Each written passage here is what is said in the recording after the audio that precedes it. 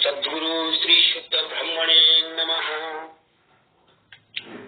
आता न बंध सामान्य निरूपण अथ वस्तु निर्देश रूप मंगल दोहा।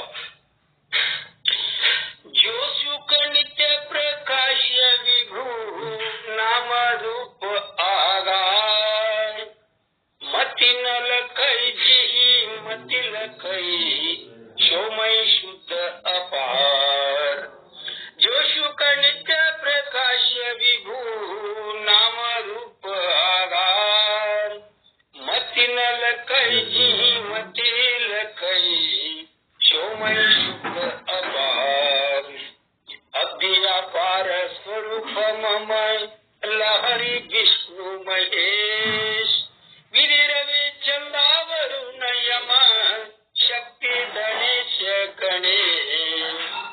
जाग्रपालु सर्वज्ञ को यथारथ मुनि ज्ञान ताको होत उपाधि तय मोमय मिथ्यापार। ऐ जी जानै बिन जगत मन उज्जवेरी साम न सही बुजग जग जी लहै सोहम आज्ञा। बोल चाई जाको सुकृति बजत राम निष्काम सो मेरो है आत्मा काको करू प्रणाम। सो मेरो है आत्मा काको करू प्रणाम। जो शुक नित्य प्रकाश विभु नाम रूप आगार मति न लखई जी मति लखई शोमय शुद्ध अपार। मति न लखई जी मति लखई शोमय शुद्ध अपार। ओम श्री पंडित पीताम्बर जी महाराज की जय। श्री श्री साधु निश्चल दास जी महाराज की जय। श्री श्री शरण बसवप्पा जी महाराज की जय। जय मंगलम जय नमः पार्वती पति शिव हर हर महादेव शिव शंभो महादेव। ಓಂ ನಮಃ ಶಿವಾಯ. ಎಲ್ಲ ಪರಮ ಪೂಜ್ಯರ ಪಾದ ಕಮಲಗಳಿಗೆ ಅನಂತ ನಮಸ್ಕಾರಗಳು. ಓಂ ನಮಃ ಶಿವಾಯ. ಇಲ್ಲಿಯವರೆಗೆ ವಸ್ತು ನಿರ್ದೇಶನ ರೂಪ ಮಂಗಲವನ್ನು ನಡೆಸಿಕೊಟ್ಟ ಶುದ್ಧ ಬ್ರಹ್ಮ ಸದ್ಗುರು ಶ್ರೀ ಈಶ್ವರ ಕೆಚಡಿ ಅವರಿಗೆ ಧನ್ಯವಾದಗಳು. ಇನ್ನು ಮುಂದೆ ಶುದ್ಧ ಬ್ರಹ್ಮನಿಷ್ಠ ಸದ್ಗುರುಗಳಾದ ಶ್ರೀ ಶರಣಬಸವ ಮಹಾಸ್ವಾಮಿಗಳಿಂದ ಮೋಕ್ಷ ವಿಚಾರವನ್ನು ನಮಗೆಲ್ಲರಿಗೂ ತಿಳಿಸಿಕೊಡ್ಬೇಕಂತ ಅಲ್ಲಿ ಹೇಳ್ಕೊಳ್ತೇನೆ.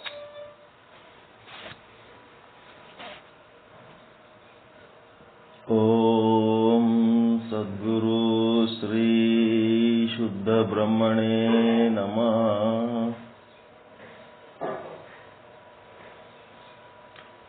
ಸಮಸ್ತ ಶುದ್ಧ ಬ್ರಹ್ಮ ಸ್ವರೂಪರಲ್ಲಿ ಅನಂತ ಪ್ರಣಾಮಗಳು. ಈ ವಸ್ತು ನಿರ್ದೇಶ ರೂಪ ಮಂಗಲಕ್ಕ ಅದಕ್ಕೆ ತನ್ನದೇ ಆದ ಒಂದು ಧಾಟಿ ಅದ.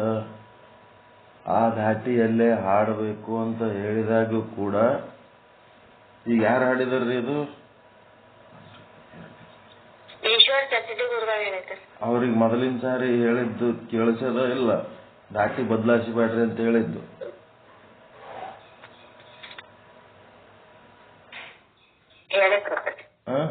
ಅವ್ರು ಕೇಳಿಸೋದ ಇಲ್ರಿ.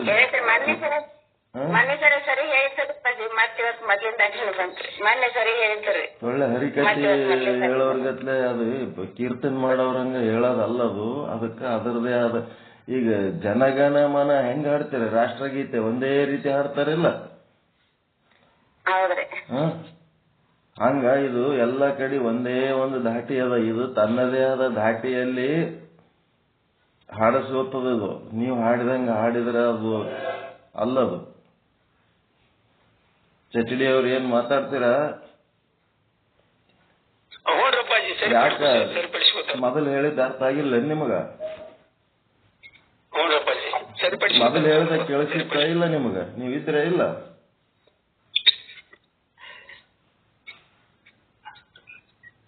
ಒಂದು ಮಾತು ಎಷ್ಟು ಸಾರಿ ಹೇಳ್ಬೇಕು ನಿಮಗ?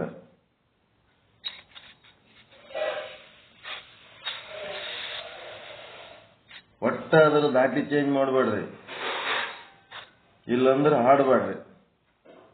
ನಿಮಗ್ ಬಂದಂಗ ಹಾಡಿದ್ರೆ ಆಗಲ್ಲ ಅದು.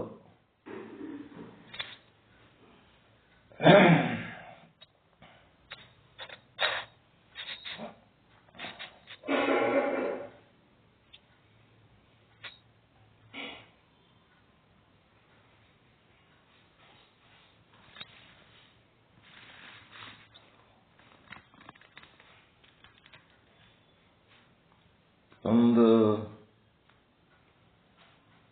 ವಾರದ ಹಿಂದ ಗಿರಿಜಮ್ಮ ಪಾರ್ಗೊಂಡ ಫೋನ್ ಬಂದಿತ್ತು. ಅವ್ರ ಫೋನ್ ಎತ್ತಲಕ್ ಆಗಲಿಲ್ಲ. ಯಾವ್ರಿ ಗಿರಿಜಮ್ಮ ಪಾರ್ಗೊಂಡದು? ಯಾವ ಊರಲ್ಲ ಅವ್ರದ್ದು? ಜಮಖಂಡಿ. ಅವ್ರದ್ದು ಫೋನ್ ಬಂದಿತ್ತು. ಸ್ವಲ್ಪ ಆಮೇಲೆ ಹಚ್ತೀನಿ ಅಂದೆ, ಆಮೇಲೆ ಹಚ್ಚಲಿಕ್ಕೆ ಗೊತ್ತಾಗಲಿಲ್ಲ, ನೆನಪಿಲ್ಲ. ನಿನ್ನೆ ಹಚ್ಚಿದ್ದೆ. ಅಲ್ಲಿ ಜಮಖಂಡಿ ಒಳಗ ಸಹಜಾನಂದರ ಒಂದು ಆಶ್ರಮ ಅದ. ಅದು ಊರು ಹೊರಗದ. ನಮ್ಮ ಮನೆಯವರು ಅಲ್ಲಿಗೆ ಹೋಲಕ್ ಬ್ಯಾಡ ಅಂತಾರ. ಅಂದ್ರೂ ನಾವು ಹಬ್ಬಕ್ಕಿನೇ ಹೋಗಿದ್ದೆ. ಅದು ಏನಾಯ್ತಂದ್ರ, ಅಲ್ಲಿ ಆದ್ರೆ ಇಲ್ಲಿಗೆ ಬರ್ಲಕ್ ನಿಮ್ಗೆ ಯಾರು ಹೇಳಿದ್ರು ಅಂತ ಕೇಳಿದ್ರತ್ತ. ನಿನ್ನ ಫೋನ್ ಹಚ್ಚಿದಾಗ ಅವ್ರು ಆಡಿದ ಮಾತುಗಳು. ನಮ್ಮ ಗುರುಗಳು ಅದಾರ, ಅವ್ರು ಹೇಳ್ಯಾರ. ಅವ್ರ ಪಾಠಕ್ಕೆ ಬರಂಗಿಲ್ಲ, ಏನು ಕಲ್ತಿಲ್ಲ, ಏನು ಕಲಿಯಲ್ಲ. ಹಿಂಗೆ ಆ ಕಡೆ ಈ ಕಡೆ ಅಡ್ಡಾಡಿ ಅವ್ರ ಆಯುಷ್ಯ ಕಳ್ಕೊಂಡ್ರು. ಇನ್ನೂ ಅದೇ ಮಾಡ್ಕೊತೇ ಅದಾರ. ಒಂದ್ ಕಡೆ ಕೂತು ಕೇಳೋದು ಬಿಟ್ಟು ಇಂಥ ಕೆಲಸಗಳು ಮಾಡ್ತಾರ. ಅಲ್ಲಿ ಹೋಗಿ ನಿಮ್ಗೆ ಯಾರು ಹೇಳಿದ್ರು? ನಮ್ಮ ಗುರುಗಳು ಅದಾರ. ಈಗ ಅವ್ರು ನಮ್ಮ ಪಾಠ ಕೇಳಂಗೆ ಇಲ್ಲ ಅಂದ್ಮೇಲೆ ಅವ್ರಿಗೆ ಗುರುಗಳು ನಾವ್ ಹೆಂಗ್ ಆಗ್ತೇವ್ರಿ? ಹೋಗಿ ಹಿಂಗ್ ಹೇಳಿದಾರ್ರಿ, ಆಮೇಲೆ ವಿಚಾರ ಸಾಗರ ಅದು ಚಂದ ಹೇಳ್ತಾರತ್ತ ಏನೋ ಹೇಳಿದ. ಅಲ್ಲಿ ಅವ್ರೇನ್ ಹೇಳಿರತ್ತ, ಇಲ್ಲೇನ್ ನಾವು ಪ್ರವಚನ ಮಾಡ್ತೀವಲ್ರಿ, ಈ ಪ್ರವಚನಗಳ ಕೇಳಿಕೆ ಮತ್ತವರು ತಾವು ಹೇಳ್ತಾರ ಅಂತ. ಅವ್ರ ಪ್ರವಚನ ಮಾಡಿದ್ದು ಕೇಳಿ ನಾವು ಹೇಳ್ತೀವಿ ಅಂತ. ಇಲ್ಲಿ ಅವ್ರ ಪ್ರವಚನ ಕೇಳಿದವ್ರು ಯಾರ್ಯಾರದ್ರಿ?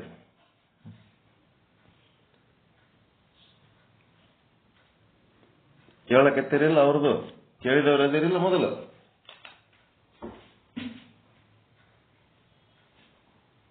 ಕೇಳಿರ ಇಲ್ಲ?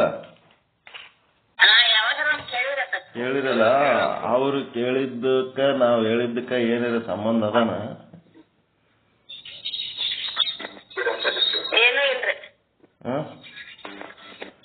ಇರ್ಲಿ.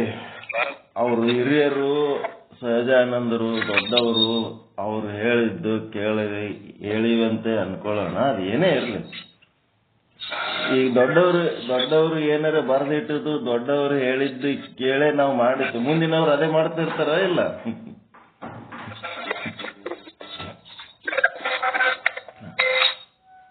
ಮುಂದಿನವ್ರು ಹಿಂದಿನ ಹಿರಿಯರ ದಾರಿಗೆ ನಡೀತಾರಲ್ರಿ.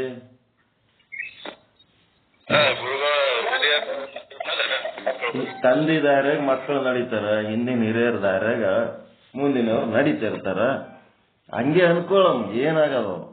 ನಾವು ಅವ್ರ ಪ್ರವಚನ ಕೇಳಿ ನಾವು ಹೇಳಿಲ್ಲ ಅಂದ್ರು ಸಹಿತ ಅವ್ರು ಹಂಗೆ ಹೇಳ್ಯಾರ ಅಂತಂದ್ರೆ ಏನ್ ತೊಂದರೆ ಇಲ್ಲ. ಆಯ್ತಪ್ಪ, ದೊಡ್ಡವರು ನೀವು ತೋರಿಸಿದ ದಾರಿಗೆ ನಡಿಬೇಕಲ್ಲ ನಾವು ಅಂಥೇಳಿ ಹಿರಿಯರಿಗೆ ಗೌರವ, ಹಿರಿಯರಿಗೆ ಸರೆಂಡರ್ ಮಾಡೋದು, ನಾವು ಶರಣಾಗತರಾಗಿರೋದು ಸಣ್ಣವ್ರ ಕರ್ತವ್ಯ. ಆದ್ರೆ ಇವ್ರು ಏನ್ ಮಾತಾಡ್ತಾರಂದ್ರ, ಅಲ್ಲಿ ಹೇಳಿದ್ದೇ ಇಲ್ಲಿ ಹೇಳಕತ್ತೀರಿ ನೀವು. ಇದೇನು ಅಲ್ಲಿನೂ ಇವ್ರು ಕೂತು ಕೇಳೋರಲ್ಲ, ಇಲ್ಲಿನೂ ಕೂತು ಕೇಳೋರಲ್ಲ. ನಡುವರ್ಕ ಸುಮ್ಮನೆ ಕಡ್ಡಿ ಆಡ್ಸ ಕೆಲಸ ಮಾಡೋರು, ತಲೆ ಕೆಡ್ಸೋರು. ತಾವು ತಲೆ ಕೆಡ್ಸ್ಕೊತಾರ, ನಮ್ದು ತಲೆ ಕೆಡ್ಸ. ಎದಕ್ ಬೇಕಿದು? ಅಲ್ಲಿ ಹೋಗೋದು ಎದಕ್ ಬೇಕು? ಹೋಲಿ, ಅಲ್ಲೇ ಕೂತು ಕೇಳಬೇಕು. ಅಲ್ಲಿ ಆಗಿದ್ದ ಸುದ್ದಿ ಫೋನ್ ಮಾಡಿ ನಮ್ಮ ಪಾಠನೇ ಕೇಳಂಗಿಲ್ಲ, ನಮಗ ಇಂಥ ಸುದ್ದಿಗಳು ಹೇಳಿ ಇವು ಸುಮ್ಮನೆ ಕಡ್ಡಿ ಅರ್ಥ ಕೆಲಸ ಮಾಡ್ತಾ ಇರ್ತಾರೆ. ಈಗ ನೀವು ರೆಗ್ಯುಲರ್ ಆಗಿ ಕೂತು ಪಾಠ ಕೇಳೋರು ಹೋಗಿ ಆ ಮಾತಾಡಿದ್ರಿ ಅಂದ್ರೆ ನಿಮ್ಗೊಂದು ಶಕ್ತಿ ಇರ್ತಿತ್ತು, ಹಂಗೇನಿಲ್ರಿ ಅಂತ ಹೇಳ್ತೀರಿ. ಈ ಹೆಣ್ಮಗಳು ನಮ್ಮಲ್ಲಿ ಕೂತು ಪಾಠನೇ ಕೇಳಂಗಿಲ್ಲ, 10 ಕಡೆ ತಿರುಗ್ತಾಳ. ಮತ್ತೀಗ ಹೋಗಿ ಇಲ್ಲಿದಲ್ಲಿ ಅಲ್ಲಿದಿಲ್ಲಿ ಇವೆಲ್ಲ ಚಾಡಿ ಬುದ್ಧಿ ಎದಕ್ ಬೇಕ್ರಿ ಇದು? ಅಲ್ಲಿ ಅಂದದ್ದು ಇಲ್ಲಿ ಹೇಳೋದು, ಇಲ್ಲಿ ಹೇಳಿದ್ದು ಅಲ್ಲಿ ಹೇಳೋದು.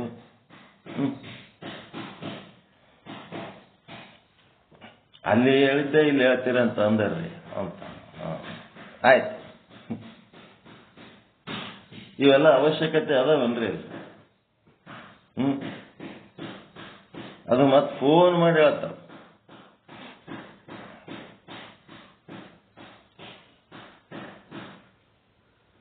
ಏನ್ ಹಿಂಗ್ ಮಾಡೋದಕ್ಕೆ ನಿಮ್ಮ ಅಭಿಪ್ರಾಯ ಏನು ಇಂಥವ್ರಿಗೆ ಬಗ್ಗೆ? ಅವ್ರ ಫೋನ್ ಬಂದ್ರೆ ಎತ್ತ ಬೇಡ್ರಿ ಅಪ್ಪಾಜಿ, ಅವ್ರ ಫೋನ್ ಬಂದ್ರೆ ಎತ್ತ ಬೇಡ್ರಿ, ಹಂಗ ಮಾಡೋದ್ ತಪ್ಪ್ರಿ ಅಪ್ಪಾಜಿ.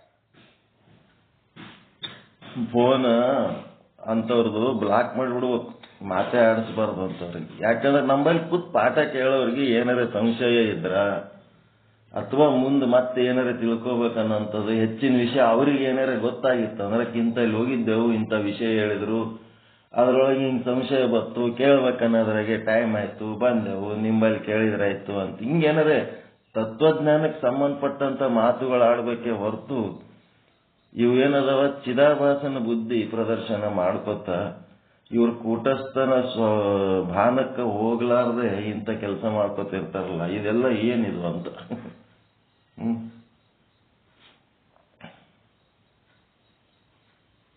ಯಾರ್ಯಾರು ಏನೇ ಮಾಡ್ಲಿ, ಆದ್ರ ಈ ಕೆಲಸಗಳು ಮಾಡಬಾರ್ದು.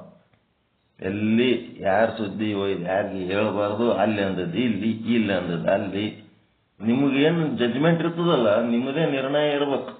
ಅಲ್ಲಿ ಆದ್ಮೇಲೆ ಅವ್ರ ಹಂಗಂದ ಕೂಡ್ಲೇನೆ ಹಂಗೇನಿಲ್ರಿ, ಇಲ್ಲಿದೆ ಬೇರೆ ಅಲ್ಲಿದೆ ಬೇರೆ. ಅವ್ರ ಬಲ್ಲಿ ಏನದ ಶಾಸ್ತ್ರ ಪೂರ್ತಿ ಆಳ, ಎಷ್ಟು ಶಾಸ್ತ್ರ ಆಳಕ್ಕೆ ಹೋಗ್ತೀರಿ ಅಂದ್ರೆ ಇನ್ನ ಆಳಕ್ಕೆ ಹೋದ್ರೆ ಇನ್ನ ಆಳ ಇರ್ತದೆ, ಅಷ್ಟು ತಿಳ್ಕೊಂಡವ್ರು ಅವ್ರ ಶಾಸ್ತ್ರ. ನಮಗ ಆ ಮಟ್ಟದ ಶಾಸ್ತ್ರದ ಜ್ಞಾನ ಅಂತ ಆಳ ನಮ್ಮ ಹತ್ರ ಇರಲ್ಲ. ನಮ್ಮಲ್ಲಿ ಏನದ ಅಂದ್ರೆ ಅರ್ಥ, ಶಬ್ದದ ಗದ್ದಲಿಲ್ಲ ನಂಬಲ್ಲಿ, ಅರ್ಥ ಮಾಡ್ಕೊಡೋದು ಮುಖ್ಯ ಅದ ನಂಬಲ್ಲಿ. ಅದು ಅಂದ್ರೇನು, ಇದು ಅಂದ್ರೇನು, ಮತ್ತೆ ಅದಕ್ಕಿನ್ನ ಒಂದು ಅದು ಅಂದ್ರೇನು, ಇದು ಅಂದ್ರೇನು ಹೇಳ್ತಾರ ಅವ್ರು. ಮತ್ತೆ ಎಷ್ಟು ಡೀಪ್ ಆಗಿ ಸ್ಟಡಿ ಮಾಡ್ಯಾರ ಮತ್ತೆ ಅವ್ರು ಹೇಳ್ತಾರ. ಅದ್ರ ಬಗ್ಗೆ ನಮ್ದೇನು ಮತ್ತೊಂದು ಇದು ಇಲ್ಲ, ಅದ್ರ ಬಗ್ಗೆ ನಮಗೊಂದು ಗೌರವ. ಎಷ್ಟು ಅಧ್ಯಯನ ಮಾಡಿದವ್ರ ಬಗ್ಗೆ ಗೌರವ ಇರ್ಬೇಕಿಲ್ಲ, ಓದ್ಕೊಂಡು ಬರ್ಕೊಂಡವ್ರ ಬಗ್ಗೆ. ನಮಗೇನದ ಅರ್ಥ ಆದ್ರೆ ಸಾಕಪ್ಪ, ಅಷ್ಟೊಂದು ಆಳವಾದ ಶಾಸ್ತ್ರಜ್ಞಾನ ತಗೊಂಡು ನಮ್ಗೆ ಎದಕ್ ಬೇಕು ಅಂತ ನಾವು ಅಷ್ಟೇ. ಶಾಸ್ತ್ರದೊಳಗೆ ಬುಕ್ನಾಗ ಹೆಂಗ್ ಬರ್ದಾರ, ಪೂರ್ತಿ ಕೈವಲ್ಯ ಪದ್ಧತಿ ಒಳಗಿರುವ ಎಲ್ಲಾ ಪದ್ಯಗಳು ಹಾಡಿ ನಮಗ ಆ ಒಂದು ಭಾನನೇ ಆಲಿಲ್ಲ ಅಂತ ತಗೊಂಡೇನ್ ಮಾಡ್ಬೇಕು? ಭಾನ ಮುಖ್ಯನೋ ಏನು ಇದ್ರದ್ದು ಅಕ್ಷರ ಜ್ಞಾನ ಮುಖ್ಯನೋ? ಸಾಕ್ಷಿ ಭಾನ ಮುಖ್ಯನೋ ಅಕ್ಷರ ಜ್ಞಾನ ಮುಖ್ಯನೋ? ಒಬ್ಬೊಬ್ರು ಒಂದೊಂದು ಲೋಕದಾಗ ಪರ್ಫೆಕ್ಟ್ ಇರ್ತಾರ. ನಮಗ ಯಾವ ಹಿರಿಯರ ಬಗ್ಗೆ ಏನೂ ಅಂತದ್ದು ಭಿನ್ನಾಭಿಪ್ರಾಯ ಇಲ್ಲ. ಮುಂದೆ ಕೂತು ಪಾಠ ಕೇಳೋರು ಏನಾರ ಆ ರೀತಿ ಇತ್ತಂತಂದ್ರ ನಮ್ಮ ಬಗ್ಗೆ ಸಂಶಯ ಇದ್ರ ಅವ್ರಿಗೆ ಕೇಳ್ಬೇಕು, ಅವ್ರ ಬಗ್ಗೆ ಸಂಶಯ ಇದ್ರೆ ನಮಗ್ ಕೇಳ್ಬೇಕು. ಮುಂದೆ ಕೂತು ಪಾಠ ಕೇಳೋರಿಗೆ ಮಾತ್ರ ಆ ಒಂದು ಅಧಿಕಾರದ ಹೊರತು ಪಾಠ ಕೇಳಲಾರ್ದವ್ರು, ಸಂಬಂಧ ಇರ್ಲಾರ್ದವ್ರು ಹೋಗಿ ಎಲ್ಲರೂ ಏನಾರ ಮಾತಾಡಿಕೆ ಅವ್ರ ಹಿಂಗಂದ್ರು ನಾವ್ ಹಿಂಗಂದೇವ ಅಂತಂದ್ರ ಅದ್ ತೊಗೊಂಡು ನಾವೇನ್ ಮಾಡ್ಬೇಕು?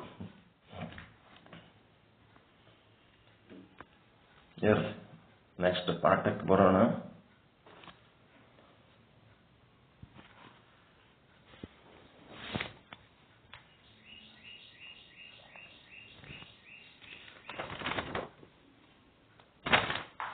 ಶ್ರೀ ವಿಚಾರ ಸಾಗರ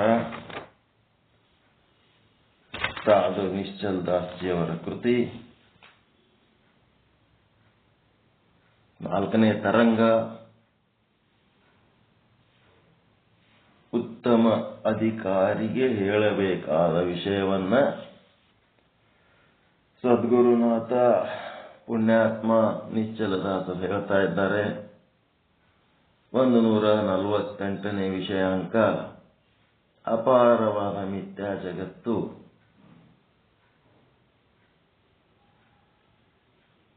ಏನ್ ಆದಲ್ಲ, ಇದಕ್ಕೆ ಆಧಾರ ಯಾರು, ಅಧಿಷ್ಠಾನ ಯಾರು, ಮತ್ತ ಇದು ತೋರ್ತಾ ಇದೆ ಅಲ್ಲ, ಇದು ಯಾರಿಗೆ ತೋರ್ತಾ ಇದೆ ಅಂತ ಪ್ರಶ್ನೆಗಳು ಉಂಟಾಗ್ಯಾವ. ಮಿಥ್ಯವಾದ ಜಗತ್ತು ಆಭಾಸ ಅಂತಂದ್ರ ಕೂಟಸ್ಥನ ಭಾನ ಇಲ್ಲದಂತ ಸ್ಥಿತಿಯೊಳಗ ಆಭಾಸನ ಸ್ಥಿತಿ, ಪ್ರತಿಬಿಂಬದ ಸ್ಥಿತಿ. ಬಿಂಬ ಮತ್ತು ಪ್ರತಿಬಿಂಬಕ್ಕೆ ವ್ಯತ್ಯಾಸ ಏನದಂತಂದ್ರ ಅವಿದ್ಯೆ, ಅಂತಃಕರಣ, ಅಹಂ ವೃತ್ತಿ ಇವೆಲ್ಲ ಒಂದೇ. ಆಭಾಸ ಅಂತಃಕರಣ ಸಮೇತವಾಗಿರುತ್ತಾನೆ, ಅಹಂ ವೃತ್ತಿ ಉಳ್ಳವನಾಗಿರುತ್ತಾನೆ, ಎಲ್ಲ ಒಂದೇ. ಅವಿದ್ಯೆ ಅನ್ನುವ ಕನ್ನಡಿಯಲ್ಲಿ ಕೂಟಸ್ಥನ ಪ್ರತಿಬಿಂಬನೇ ಆಭಾಸ. ಕೂಟಸ್ಥ, ಸಾಕ್ಷಿ, ಪ್ರತ್ಯೇಗಾತ್ಮ ಏನಂತಿರಲ್ಲ, ಆ ಚೈತನ್ಯದ ಪ್ರತಿಬಿಂಬನೇ ಆಭಾಸ. ಹೆಂಗಪ್ಪ ಅಂದ್ರ ಕನ್ನಡಿ ಮುಂದೆ ಹೋಗಿ ನಿಂತ್ರಿ ಅಂತಂದ್ರ ನಿಮ್ಮದೊಂದು ಕುತ್ತಿಗೆ ಮೇಲೆ ಒಂದು ಮುಖ ಅದ, ಅದು ಬಿಂಬ. ಮತ್ತ ಕನ್ನಡಿ ಒಳಗೊಂದು ಮುಖ ತೋರ್ತಾ ಇದೆಯಲ್ಲ, ಅದೇನದು ಪ್ರತಿಬಿಂಬ. ಬಿಂಬ ಪ್ರತಿಬಿಂಬ. ಈ ಬಿಂಬ ಪ್ರತಿಬಿಂಬ ಏನದವ, ಈಗ ಸ್ಪಷ್ಟವಾದ ಪ್ರಶ್ನೆ ಏನಪ್ಪಾ ಅಂದ್ರೆ, ಕನ್ನಡಿ ಒಳಗಿನ ಮುಖ ಪ್ರತಿಬಿಂಬ ನಿಮ್ಮನ್ನು ನೋಡುತ್ತಿದೆಯೋ, ಅಂದ್ರೆ ನಿಮ್ಮ ಕುತ್ತಿಗೆ ಮೇಲಿನ ಮುಖವನ್ನು ಪ್ರಕಾಶ ಮಾಡುತ್ತಿದೆಯೋ, ಅಥವಾ ನಿಮ್ಮ ಕುತ್ತಿಗೆಯ ಮೇಲಿನ ಬಿಂಬ ರೂಪವಾದ ಮುಖವು ಕನ್ನಡಿ ಒಳಗಿನ ಪ್ರತಿಬಿಂಬವನ್ನು ಪ್ರಕಾಶ ಮಾಡುತ್ತಿದೆಯೋ?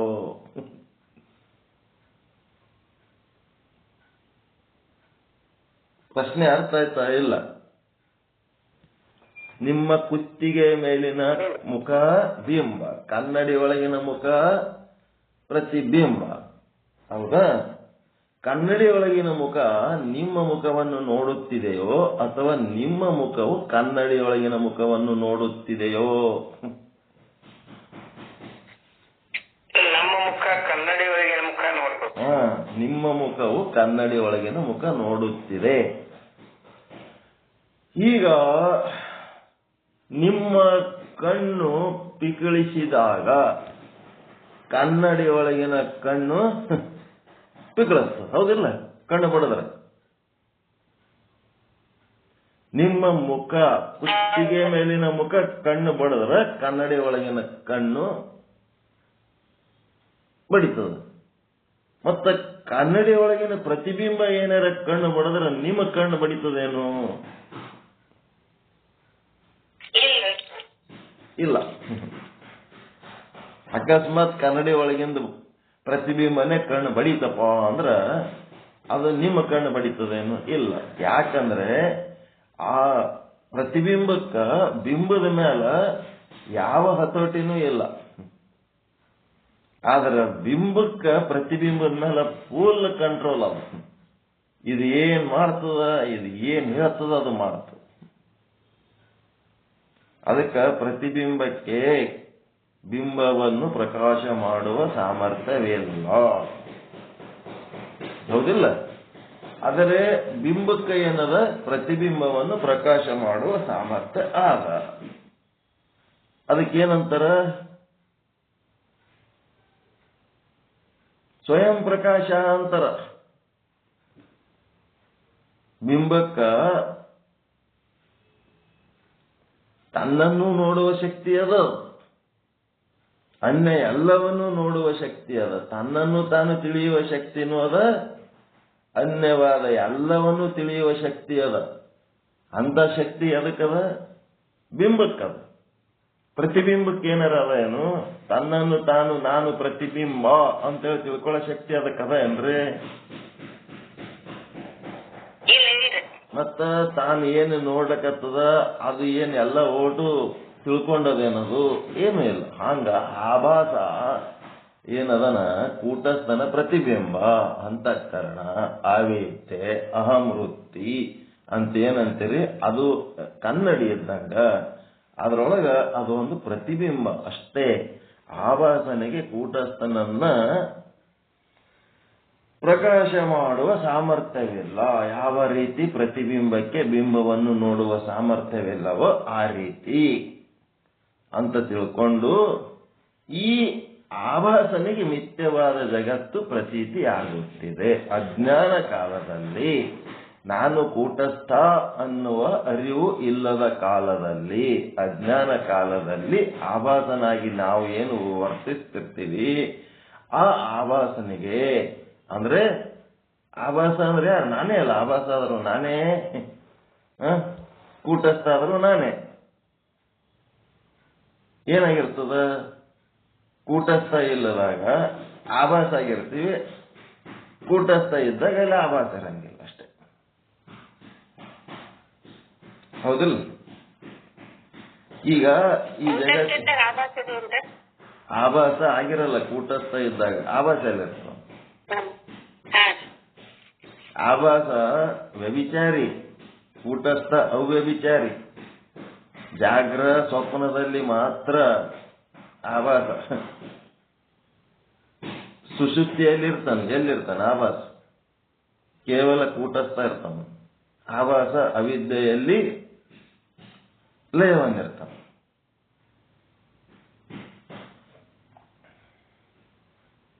ಈಗ ಆಕಾಶದಾಗ ಮೋಡ ಇದ್ದಂಗೆ. ಮೋಡ ಇರ್ಬೋದು, ಇಲ್ಲದೆ ಇರ್ಬೋದು. ಆಕಾಶ ಎಲ್ಲ ಕಾಲದಲ್ಲಿ ಇರ್ತದಲ್ಲ, ಹಂಗ ಆಭಾಸ. ಆಕಾಶ ಆಭಾಸ ಅದನಂತಂದ್ರೆ ಅದರಿಂದ ಆಕಾಶ ಇಲ್ಲ ಅಂತೀರೇನು? ಮೋಡಗಳು ಜಗ್ಗಿ ಕವಿದವ ಅಂದ್ರೆ ಅದರಿಂದ ಆಕಾಶ ಇಲ್ಲೇನು? ಆಕಾಶ ಎಲ್ಲ ಕಾಲದಲ್ಲಿರ್ತದೆ. ಮೋಡಗಳು ಕೆಲವೊಂದು ಸಾರಿ ಇರ್ತವೆ, ಕೆಲವೊಂದು ಸಾರಿ ಇರೋದು. ಹಂಗ ಆಭಾಸನ ಕೆಲಸ. ಅದಕ್ಕೇನದ, ಈ ಜಗತ್ತಿಗೆ ಆಧಾರ ಮತ್ತು ಅಧಿಷ್ಠಾನ ನೀನೇ ಇರುವಿ. ಮಿಥ್ಯವಾದ ಜಗತ್ತಿಗೆ ನೀನು ಯಾವಾಗ ಯಾವಾಗ ಕೂಟಸ್ಥ ಎನ್ನುವ ನಿನ್ನ ಸ್ವರೂಪವನ್ನು ಮರ್ತಿರ್ತಿದೆ, ಆವಾಗ ನೀನು ಈ ಜಗತ್ತಿಗೆ ಆಧಾರನು ನೀನೇ, ಅಧಿಷ್ಠಾನನು ನೀನೇ. ಇದು ಯಾರಿಗೆ ತೋರ್ತದಂದ್ರೆ ನಿನಗೇ ತೋರ್ತಿರ್ತದಪ್ಪ. ಅದಕ್ಕ ನನ್ನ ನಾನು ಅರಿಯದ ಮುನ್ನ ನೀನ್ ಎಲ್ಲಿದ್ದೆ ಹೇಳಯ್ಯ. ನನ್ನ ನಾನು ಅರಿಯುವ ಮುನ್ನ ಎಲ್ಲಿದ್ದೆಪ್ಪ ಅಂತಂದ್ರ ಚಿನ್ನದೊಳಗಿನ ಬಣ್ಣದಂತೆ ಎನ್ನೊಳಗೆ ಇದ್ದು ಎನ್ನ ತೋರದಂತಿದ್ದೆ.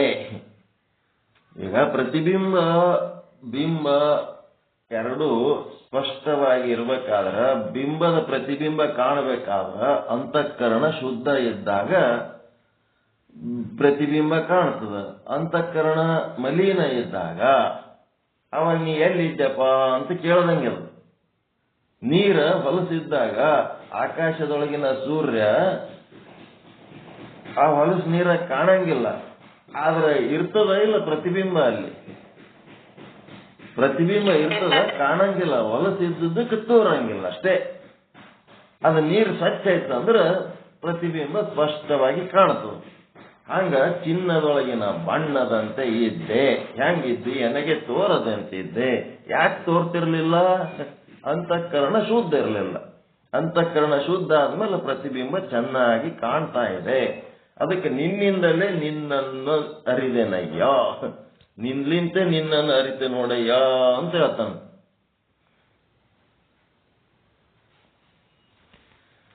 ಈಗ ಕನ್ನಡಿ ಬೆಳಕ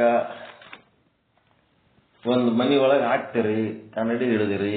ಆ ಬೆಳಕಿಲಿಂತ ಎಲ್ಲ ಓಟು ಮನೆಯೊಳಗಿನ ವಸ್ತುಗಳು ನೋಡಬಹುದು. ನಿಮ್ಮ ಮನೆ ಕತ್ತಲೆ ಕೋಣೆ ಇದ್ರೆ ಕತ್ತಲೆ ಕೋಣೆ ಒಳಗಿನ ಎಲ್ಲಾ ವಸ್ತುಗಳನ್ನ ನೀವು ಆ ಕನ್ನಡಿ ಬೆಳಕಿಲಿಂದ ಹಾಕಿ ನೋಡಬಹುದು.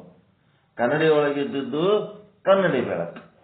ಕನ್ನಡಿ ಒಳಗಿನ ಸೂರ್ಯ ಅದನ್ನ, ಕನ್ನಡಿ ಒಳಗೆ ಸೂರ್ಯ ಅದನ್ನಿಲ್ಲ. ಕನ್ನಡಿ ಒಳಗಿನ ಸೂರ್ಯ ಪ್ರತಿಬಿಂಬ.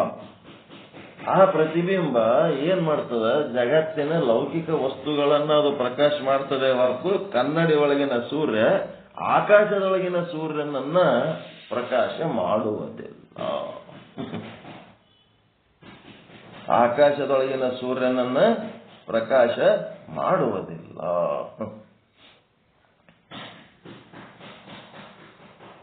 ಕನ್ನಡಿ ಅಂತ ಹೇಳಕ್ಕೆ ನಿಮಗೆ ಕಾಣಿಸ್ಬೇಕಾದ್ರ ಕನ್ನಡಿ ಎದರ್ಲಿಂತ ಕಂಡದು ನಿಮಗ?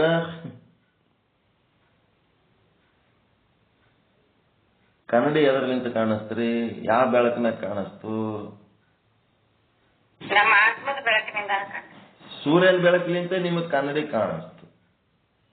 ಕನ್ನಡಿ ಒಳಗಿನ ಪ್ರತಿಬಿಂಬ ಯಾವ ಬೆಳಕಿನಾಗ ಕಾಣಿಸ್ತು? ಸೂರ್ಯನ ಬೆಳಕಿನಿಂದ ಕಾಣಿಸ್ತು. ಎಲ್ಲ ಸೂರ್ಯನ ಬೆಳಕಿನಿಂದ ಇವೆಲ್ಲ ಕನ್ನಡಿ ಒಳಗಿನ ಪ್ರತಿಬಿಂಬ ಎಲ್ಲ ಸೂರ್ಯನ ಬೆಳಕಿನಿಂದ ಕಾಣಿಸದ.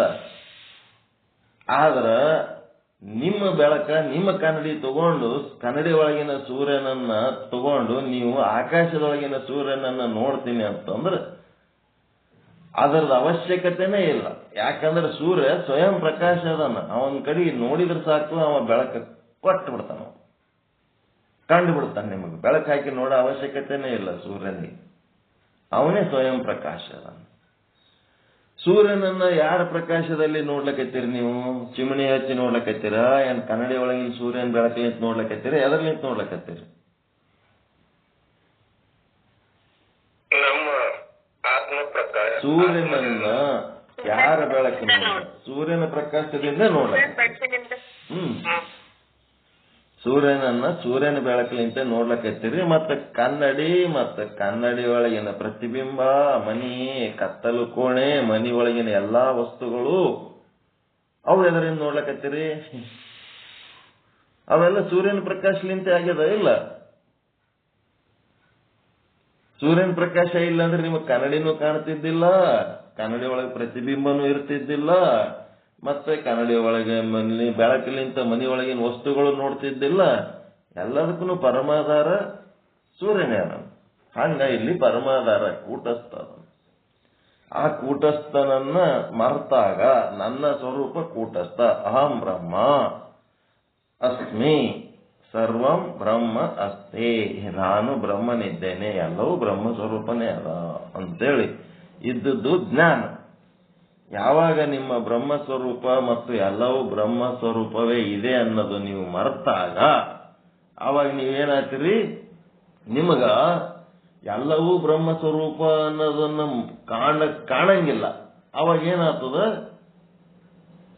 ಏನ್ ಕಾಣ್ತದ?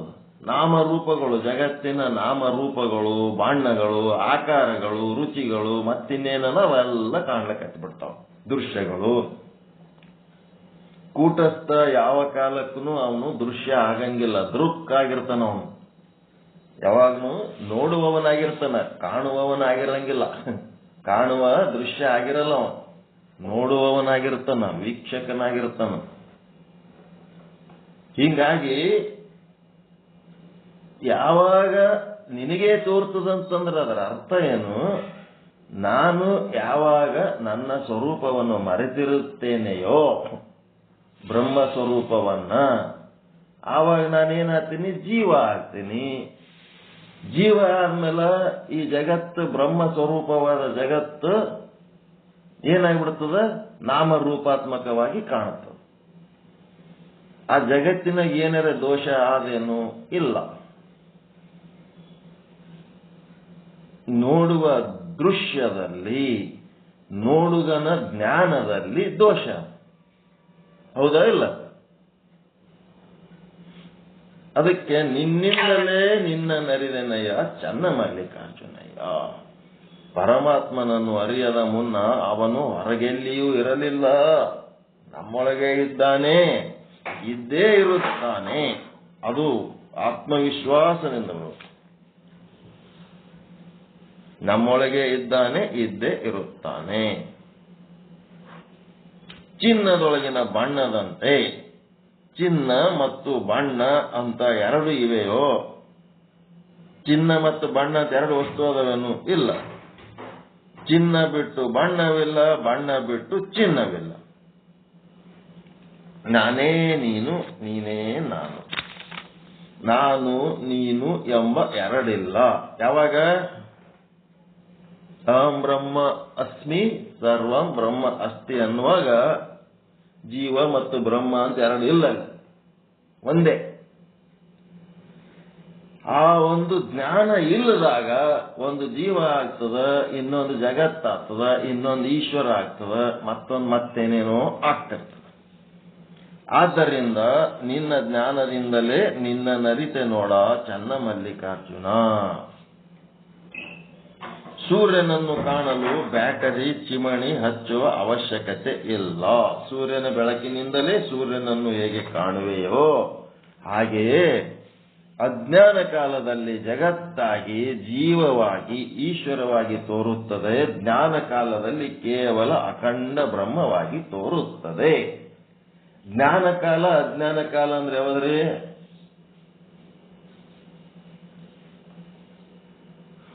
ಜ್ಞಾನ ಕಾಲ ಅಂದ್ರೆ ಯಾವುದು? ಅಜ್ಞಾನ ಕಾಲ ಅಂದ್ರೆ ಯಾವುದು?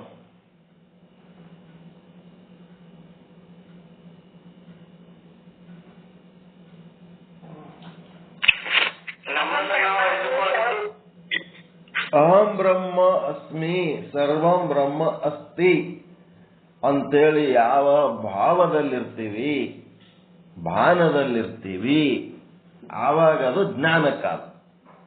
ನಾನು ಬ್ರಹ್ಮನಾಗಿ ಎಲ್ಲವೂ ಬ್ರಹ್ಮವನ್ನಾಗಿ ನೋಡುವ ಕಾಲವೇ ಜ್ಞಾನದ ಕಾಲ. ನಾನು ಜೀವನಾಗಿ ಕರ್ತೃವಾಗಿ ಪಾಪ ಪುಣ್ಯಗಳ ಕರ್ತೃವಾಗಿ ಸುಖ ದುಃಖಗಳ ಭೋಕ್ತೃವಾಗಿ ಒಂದು ಸಂಸಾರಿಯಾಗಿ. ಎಂತ ಸಂಸಾರ? ಸಂಸಾರ ಅಂದ್ರೆ ಹೆಂಡತಿ ಮಕ್ಕಳು ರೊಕ್ಕ ರೂಪಾಯಿ ಅಲ್ಲ. ಯಾವುದಕ್ಕೆ ಸಂಸಾರ ಅಂತಾರ? ಹುಟ್ಟಿದವನು ನಾನೇ. ಇಲ್ಲಿ ಉಪಜೀವನ ನಡೆಸುತ್ತಿರುವವನು ನಾನೇ. ನೀವು ಮಾಡ್ತಾ ಇರೋದು ಜೀವನನ ಉಪಜೀವನನ?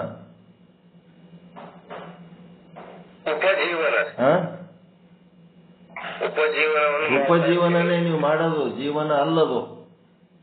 ಉಪಜೀವನ ಅದು, ಜೀವನ ಅಲ್ಲ. ಹುಟ್ಟುವವನು ನಾನೇ, ಉಪಜೀವನ ಮಾಡುವವನು ನಾನೇ. ತಾಲಿ ಕಲ್ತು ನೌಕರಿ ಮಾಡಿ ರೊಕ್ಕ ಗಳಿಸಿ ಬಜಾರ್ಗೆ ಹೋಗಿ ಸಾಮಾನು ಖರೀದಿ ಮಾಡಿ ಹೊಲ ಮನಿ ಖರೀದಿ ಮಾಡಿ ಮತ್ತಿನ್ನೇನೇನ್ ಮಾಡ್ತಾರಲ್ಲ ಹೆಂಡತಿ ಮಕ್ಕಳು ಸಂಸಾರ, ಇದೆಲ್ಲ ಏನಿದೆ ಅದು ಉಪಜೀವನ. ಈ ಉಪಜೀವನ ಮಾಡುವವನು ನಾನೇ. ಮತ್ತೇನು? ಮುದುಕಾಗಿ ಎಲ್ಲರಿಂದ ಅಲಕ್ಷ್ಯಕ್ಕೊಳಗಾಗಿ ಕಿರಿಕಿರಿ ಮಾಡ್ಕೊಂಡವನು ನಾನೇ. ಕಡಿಗೊಂದಿನ ಬಿದ್ದು ನೆಗೆದು ಹೋಗವನು ನಾನೇ ಅಂತೇಳಿ ತಿಳ್ಕೊಂಡಿರ್ತಾನಲ್ಲ. ಇದು ಏನಿದು? ಎಂತ ಕಾಲ ಇದು? ಅಜ್ಞಾನ ಕಾಲ, ಅಜ್ಞಾನದ ಕಾಲ. ಜ್ಞಾನದ ಕಾಲ ಅಂತಂದ್ರ ಅಹಂ ಬ್ರಹ್ಮಾಸ್ಮಿ ಸರ್ವಂ ಬ್ರಹ್ಮ ಅಸ್ತಿ. ಇವೆಲ್ಲ ಏನದವ? ಇವೆಲ್ಲ ಉಪಜೀವನ ಸಂಬಂಧಿ ವಿಷಯ. ಮತ್ತು ಜೀವನ ಅಂದ್ರೆ ಯಾವುದು? ಪರಮಾತ್ಮನ ಗುರಿ ಕಡೆಗೆ ಏನು ಹೋಗ್ತೀವಿ. ಜೀವನ ಅಂತಂದ್ರೆ ಜ್ಞಾನದ ಕಾಲ.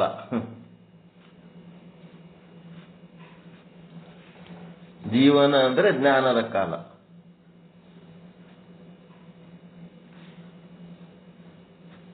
ಯಾವಾಗ ಯಾವಾಗ ಪರಮಾತ್ಮನಾಗಿ ಪರಮಾತ್ಮನನ್ನೇ ನೋಡ್ತೀರಿ, ಪರಮಾತ್ಮನನ್ನೇ ಕೇಳ್ತೀರಿ ಅಂತಂದ್ರೆ ಅದು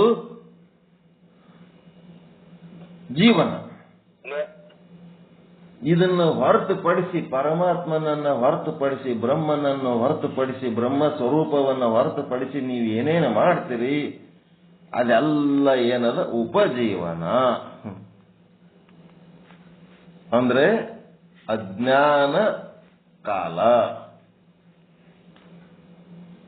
ಅಂದ್ರೆ ದೇಹವೇ ನಾನು, ಹುಟ್ಟವು ನಾನು, ಸಾಯವು ನಾನು, ಇಲ್ಲಿ ಉಪಜೀವನ ಮಾಡ್ತಾ ಇರೋವು ನಾನು. ಇವೆಲ್ಲ ಏನದ? ದೇಹಕ್ಕೆ ಸಂಬಂಧಪಟ್ಟಂತ ವಿಚಾರ ಏನದಲ್ಲ ಅದೆಲ್ಲ ಸಂಸಾರ. ಅದೇ ದೊಡ್ಡದಾಗಿ ಕೂತದ. ಅದಕ್ಕೆ ಈ ಜಗತ್ತು ತೋರುತ್ತಿರುವುದಕ್ಕೆ ಕಾರಣ ಇದು ನಿನ್ನ ಸ್ವರೂಪದ ಅಜ್ಞಾನದಿಂದ ಏನಾಗಿದೆ, ಜೀವ ಆಗಿದೆ, ಆಭಾಸ ಆಗಿದೆ, ಕುಂತಿದೆ. ಜೀವ ಆಭಾಸ, ಅವಿವೇಕಿ ಆಗಿ ಕೂತ್ಬಿಟ್ಟಿದೆ. ಒಳ್ಳೆಯದು ಕೆಟ್ಟದು ಸತ್ಯ ಮಿಥ್ಯ ಯಾವುದೂ ನಿನಗೆ ಬೇರ್ಪಡಿಸಿ ತಿಳಿದುಕೊಳ್ಳುವ ಸಾಮರ್ಥ್ಯ ಇಲ್ಲದಂತ ಅವಿವೇಕಿ ಆಗಿದ್ದಕ್ಕೆ ನಿನಗಿದು ಜಗತ್ತಾಗಿ ತೋರ್ಲಿಕ್ಕತ್ತದ, ಬ್ರಹ್ಮ ಆಗಿ ತೋರ್ತಾ ಇಲ್ಲ. ಹೇಗೆಂದರೆ ರಜ್ಜುವಿನ ಅಜ್ಞಾನದಿಂದ ಮಿಥ್ಯವಾದ ಸರ್ಪವು ಎಲ್ಲಿ ತೋರುತ್ತದೆಯೋ ಅಲ್ಲಿ ಮಿಥ್ಯವಾದ ಸರ್ಪಕ್ಕೆ ಆಧಾರ ಮತ್ತು ಅಧಿಷ್ಠಾನವು ರಜ್ಜುವೇ ಆಗಿರುತ್ತದೆ. ಈ ಮಾತು ಯಾರಿಗೆ ಹೇಳ್ತಾರಪ್ಪ ಅಂದ್ರ ಆ ಹಗ್ಗಕ್ಕ ಅಧಿಷ್ಠಾನ ಅಂತ ಯಾರಿಗೆ ಹೇಳ್ತಾರಂದ್ರೆ ಕನಿಷ್ಠ ಅಧಿಕಾರಿಗೆ ಹೇಳ್ತಾರೆ. ಯಾಕಂದ್ರ ಅವನಿಗೆ ಉಪಯುಕ್ತ ಚೇತನ ಅವೆಲ್ಲ ತಿಳಿಸಿ ಹೇಳಿದ್ರೆ ತಲೆಗೆ ಹೋಗಂಗಿಲ್ಲ. ಅದ್ರ ಸಲುವಾಗಿ ಅವನಿಗೆ ಏನ್ ಮಾಡ್ತಾರ, ಹಾವಿಗೆ ಅಧಿಷ್ಠಾನ ಯಾವದಪ್ಪ, ಆಧಾರ ಯಾವದಂದ್ರೆ ಹಗ್ಗ ಅಂತೇಳಿ ಕನಿಷ್ಠ ಅಧಿಕಾರಿಗೆ ಹೇಳ್ತಾರ. ಮತ್ತ ಮಧ್ಯಮ ಅಧಿಕಾರಿಗೆ ಏನ್ ಹೇಳ್ತಾರ, ಬ್ರಹ್ಮ ಎಲ್ಲಾ ಕಡೆ ಅವನಲ್ಲಪ್ಪ, ಎಲ್ಲಾ ಕಡೆ ಇರುವ ಬ್ರಹ್ಮ ಆ ಹಗ್ಗದ ಒಳಗನೂ ಅದನ, ಹಗ್ಗದ ಸಮಾನಾಕಾರವಾಗ್ಯದನ. ಆ ಹಗ್ಗದ ಸಮಾನಾಕಾರವಾದ ಬ್ರಹ್ಮಗ ರಜ್ಜು ಉಪಯುಕ್ತ ಚೇತನ ಅಂತಾರ. ಆ ರಜ್ಜು ಉಪಯುಕ್ತ ಚೇತನ ಏನದಲ್ಲ, ಆ ಉಪಯುಕ್ತ ಚೇತನ ಆದ ಅನ್ನೋದಕ್ಕೆ ಅಲ್ಲಿ ಹಗ್ಗದ. ರಜ್ಜು ಉಪಯುಕ್ತ ಚೇತನ ಒಳಗ ಆದ ಅಂತೇಳಿ ಅಲ್ಲಿ ಹಗ್ಗದ. ಮತ್ತ ರಜ್ಜು ಉಪಯುಕ್ತ ಚೇತನನೇ ಇರ್ಲಿಲ್ಲ ಅಂತಂದ್ರ ಹಗ್ಗ ಇರ್ಲಿಕ್ಕೆ ಸಾಧ್ಯ ಇಲ್ಲ ಅಂತೇಳಿ ಒಂದ್ ಸ್ವಲ್ಪ ಒಳಗ ಕರ್ಕೊಂಡು ಹೋಗ್ತಾರ ಅವನಿಗೆ. ಹಗ್ಗದ ಒಳಗೆ ಕರ್ಕೊಂಡು ಹೋಗಿ ಹಗ್ಗದೊಳಗಿಂದ ಚೇತನವನ್ನು ಪರಿಚಯ ಮಾಡಿಸ್ತಾರ. ಅದಕ್ಕಿಂತ ಮುಂದೋಲಕ್ ಅವನಿಗೆ ಆಗಂಗಿಲ್ಲ. ಅದ್ರ ಸಲುವಾಗಿ ಅವನಿಗೆ ಏನ್ ಮಾಡ್ತಾರ, ಮಧ್ಯಮ ಅಧಿಕಾರಿಗೆ ರಜ್ಜು ಉಪಯುಕ್ತ ಚೇತನ ಅಂತ ಹೇಳ್ತಾರ, ಅಧಿಷ್ಠಾನ. ಸರ್ಪಕ್ಕೆ ರಜ್ಜು ಉಪಯುಕ್ತ ಚೇತನವೇ ಅಧಿಷ್ಠಾನ ಅಂತ ಹೇಳ್ತಾರೆ. ಹೇಳಿದ ಮೇಲೆ ಇಲ್ಲಿ ಮುಂದೇನ್ ಮಾಡ್ತಾರ, ರಜ್ಜು ಉಪಯುಕ್ತ ಚೇತನ ಇದ್ರ ಆ ಚೇತನದೊಳಗ ಅಂತಃಕರಣ ಇಲ್ಲ, ಅವಿದ್ಯೆ ಇಲ್ಲ, ಆಭಾಸ ಇಲ್ಲ. ಅದ್ರಾಗ ಅದ ಏನ್ರಿ, ಏನರಿ ಜಗತ್ತಿನ ತುಂಬಾ ಕಲ್ಲ ಮಣ್ಣ ಗುಡ್ಡ ಏನೆಲ್ಲ ಅದ, ಅದ್ರೊಳಗೆಲ್ಲ ಬ್ರಹ್ಮ ಅದನ. ಸಕಲ ಸಚರ ಅಚರ ಏನೇನದವ, ಅಣು ರೇಣು ತೃಣ ಕಾಷ್ಟ ಎಲ್ಲರದಾಗ ಅದನ. ಅವನೇನದನ, ಸಾಮಾನ್ಯ ಚೇತನ ಸ್ವರೂಪವಾಗಿ ಎಲ್ಲಾ ಕಡೆ ಅದನ. ಮಧ್ಯಮ ಅಧಿಕಾರಿಗೆ ಏನ್ ಮಾಡ್ತಾರ, ಸಾಮಾನ್ಯ ಚೇತನದ ದರ್ಶನ ಮಾಡಿಸಿಕೊಡ್ತಾರ. ಮುಂದೆ ವಿಶೇಷ ಚೇತನದ ದರ್ಶನ ಅಂತಂದ್ರೆ ಏನದ, ಎಲ್ಲಿ ಕೂಟಸ್ಥ ಎಲ್ಲಿ ಸಾಕ್ಷಿ ಅಂತ ಏನದನಲ್ಲ, ಅವನಲ್ಲಿ ಏನದಪ್ಪ ಮುಂದ ಅಂತಂದ್ರ ಅಂತಃಕರಣ ಅಂತದ. ಅಂತಃಕರಣ ಉಪಯುಕ್ತ ಚೇತನವಾಗಿ ಏನದನ, ಅವನೊಳಗೊಂದು ವೃತ್ತಿ ಅದ. ಆ ವೃತ್ತಿಲಿಂತ ಅವಿದ್ಯಾ ವೃತ್ತಿ, ಅಂತಃಕರಣ ವೃತ್ತಿ ಅಂತದವ. ಈ ವೃತ್ತಿಗಳು ಹೋಗಿ ಆ ರಜ್ಜುವನ್ನ ಸಂಪರ್ಕ ಹೊಂದಿದಾಗ ಆ ರಜ್ಜುವಿನೊಳಗಿನ ಉಪಯುಕ್ತ ಚೇತನ, ಈ ವೃತ್ತಿ ಒಳಗಿನ ಉಪಯುಕ್ತ ಚೇತನ, ಅಂತಃಕರಣದೊಳಗಿನ ಸಾಕ್ಷಿ ಚೇತನ ಮೂರೂ ಸಂಗಮ ಆಗಿ ಮೂರೂ ಚೇತನಗಳು ಒಂದೇ ಆದಾಗ ಚಿದಾಭಾಸನಿಗೆ ಇದು ರಜ್ಜು ಅಂತೇಳಿ ಗೊತ್ತಾಗ್ತದಪ್ಪ. ಹಿಂಗಾಗಿ ಸಾಕ್ಷಿ ನಿನ್ನೊಳಗೇನದಲ್ಲ, ಆ ಸಾಕ್ಷಿನೇ ಆ ಒಂದು ರಜ್ಜು ಮತ್ತು ರಜ್ಜು ಉಪಯುಕ್ತ ಚೇತನ ಮತ್ತು ಅದರಿಂದ ತೋರುವ ಸರ್ಪ ಮತ್ತು ಅದರಿಂದ ಸರ್ಪದಿಂದ ಉಂಟಾಗುವ ಸರ್ಪದ ಜ್ಞಾನ ಎಲ್ಲದಕ್ಕೂ ನಿನ್ನ ಸಾಕ್ಷಿನೇ ಆಧಾರದ ಅಂತೇಳಿ ಇದ್ಯಾರಿಗೆ, ಉತ್ತಮ ಅಧಿಕಾರಿಗೆ ಹೇಳ್ತಾರೆ ಮಾತು. ಸಾಕ್ಷಿ ಸ್ವರೂಪನಾಗಿ ಇದ್ರೆ ರಜ್ಜು ಉಪಯುಕ್ತ ಚೇತನ, ಸರ್ಪದ ಜ್ಞಾನ ಎಲ್ಲದಕ್ಕೂ ತಾನೇ ಅಧಿಷ್ಠಾನ ಅಂತ ಗೊತ್ತಾಗ್ತದೆ. ಹಿಂಗ ಮೂರು ಅಧಿಕಾರಿಗಳಿಗೆ ಮೂರು ರೀತಿಲಿಂದ ಜ್ಞಾನ ಹೇಳ್ತಾರ. ಆದ್ದರಿಂದ ಮಿಥ್ಯಾ ಜಗತ್ತಿನ ಆಧಾರ ಮತ್ತು ಅಧಿಷ್ಠಾನ ನೀನೇ ಆಗಿರುವೆ. ನಿನ್ನ ಸಾಕ್ಷಿ ಚೇತನ ಸ್ವರೂಪ ಏನದ, ಬ್ರಹ್ಮ ಸ್ವರೂಪವಾಗಿ ಕಾಣುವುದಕ್ಕ ನೀನು ಸಾಕ್ಷಿ ಚೇತನ. ಈಗ ಮಿಥ್ಯವಾದ ಜಗತ್ತು ಕಾಣಬೇಕಾದ್ರ ಅಜ್ಞಾನಿ ಕಾಲ, ನಿನ್ನ ಅಜ್ಞಾನ ಕಾಲದಲ್ಲಿ ಆಭಾಸನಾಗಿ ಜೀವನಾಗಿ ನೀನೇನ್ ನೋಡ್ತಿದಲ್ಲ, ಆ ಮಿಥ್ಯ ಜಗತ್ತು ನೋಡುವ ನೀನೇ ಏನಾಗಿದೆ? ನೀನೇ ಅಂತಂದ್ರೇನು? ಜ್ಞಾನಿನ ಅಜ್ಞಾನಿನ? ಮಿಥ್ಯ ಜಗತ್ತು ನೋಡ್ತಾ ಇರುವವನು ಜ್ಞಾನಿನ ಅಜ್ಞಾನಿನ?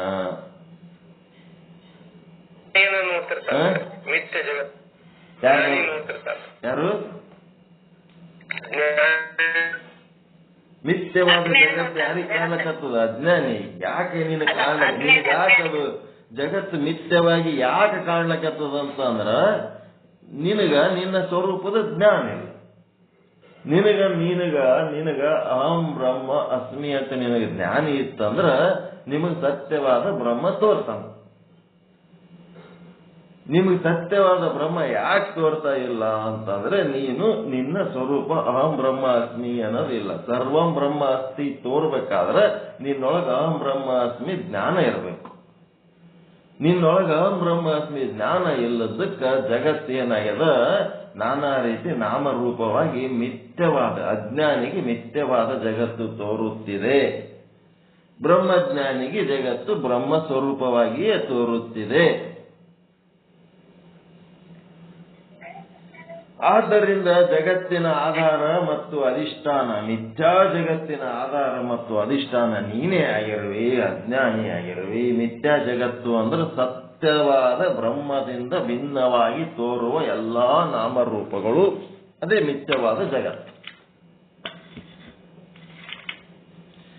ಮಿಥ್ಯಾ ಸರ್ಪದ ಅಧಿಷ್ಠಾನವು ಮುಖ್ಯವಾಗಿ ವೃತ್ತಿ ಉಪಹಿತ ಚೇತನವಿರುತ್ತದೆ. ವೃತ್ತಿ ಉಪಹಿತ ಚೇತನ ಅಂದ್ರೆ ಇದೇನಾಯ್ತು? ಉತ್ತಮ ಅಧಿಕಾರಿಗೆ ಹೇಳುವ ಮಾತಿದು. ನಿಜವಾಗಿ ಏನದ? ವೃತ್ತಿ ಉಪಹಿತ ಚೇತನ. ಮತ್ತ ಉತ್ತಮ ಅಧಿಕಾರಿಗೆ ಇನ್ನ ಏನದ? ಅದಕ್ಕಿಂತ ಇನ್ನ ಕೆಳಮಟ್ಟದ ಅಧಿಕಾರಿ ಯಾರು? ಮಧ್ಯಮ ಅಧಿಕಾರಿ. ಅವನಿಗೇನಂತಾರ? ರಜ್ಜು ಉಪಹಿತ ಚೇತನ ಅಂತ ಹೇಳ್ತಾರೆ. ವೃತ್ತಿ ಉಪಹಿತ ಚೇತನ ಯಾರಿಗೆ ಹೇಳ್ಕೊಡ್ತಾರ? ಉತ್ತಮ ಅಧಿಕಾರಿಗೆ ಹೇಳ್ಕೊಡ್ತಾರ. ರಜ್ಜು ಉಪಹಿತ ಚೇತನ ಯಾರಿಗೆ ಹಚ್ಚಿಕೊಡ್ತಾರ? ಮಧ್ಯಮ ಅಧಿಕಾರಿಗೆ. ರಜ್ಜುವನ್ನ ಯಾರಿಗೆ ತೋರಿಸ್ತಾರ? ಅಧಿಷ್ಠಾನ ಮಾಡಿ ಕನಿಷ್ಠ ಅಧಿಕಾರಿ. ಇಷ್ಟು ತಿಳ್ಕೊಂಡ್ರೆ ತಲೆ ಕೆಡಿಸ್ಕೋಬಾರ್ದು. ಮುಂದೆ ಏನ್ ಮಾಡ್ತಿರ್ತೀವಿ ನಾವು? ಎಲ್ಲಿ ಬೇಕಲ್ಲಿ ರಜ್ಜುನೇ ನಾವು ಅಧಿಷ್ಠಾನ ಅಂತ ಮುಂದೆ ಮಾತಾಡ್ತಿರ್ತೀವಿ. ಅದು ಎಲ್ಲಿ ಯಾರಿಗಂತ ತಿಳ್ಕೋಬೇಕದು? ರಜ್ಜು ಉಪಹಿತ ಚೇತನ ಮಾಡಿ ಕನಿಷ್ಠ ಅಧಿಕಾರಿಗೆ ವಿಷಯ ಹೇಳಕತ್ತಾರ ಅಂತ ತಿಳ್ಕೋಬೇಕು. ಅಲ್ರಿ, ನೀವು ಸಾಕ್ಷಿ ಚೇತನನೇ ರಜ್ಜುವಿಗೆ ಅಧಿಷ್ಠಾನ ಅಂತ ಇಲ್ಲಿ ತಾನೆ ಹೇಳಿ ಮತ್ತೆ ಉಲ್ಟಾ ಒಳ್ಳೆಕತ್ತಿರಲ್ಲ ಅಂತ ಅನ್ಬಾರ್ದು. ಯಾಕಂದ್ರೆ ಅಲ್ಲಿ ಉಪದೇಶ ಏನದ? ಮೂವರು ಕುಂತಾರ. ಎದುರ ಮೂವರು ಕುಂತಾರ. ಕೇವಲ ರಜ್ಜುವನ್ನ ಅಧಿಷ್ಠಾನ ಮಾಡಿ ಹೇಳುವಾಗ ಈ ಉಪದೇಶ ಕನಿಷ್ಠ ಅಧಿಕಾರಿಗೆ ಅಂತ ತಿಳ್ಕೋಬೇಕು. ರಜ್ಜು ಉಪಹಿತ ಚೇತನವನ್ನ ಅಧಿಷ್ಠಾನ ಆಧಾರ ಮಾಡಿ ಹೇಳುವಾಗ ಇದು ಮಧ್ಯಮ ಅಧಿಕಾರಿಗೆ ಅಂತ ತಿಳ್ಕೋಬೇಕು.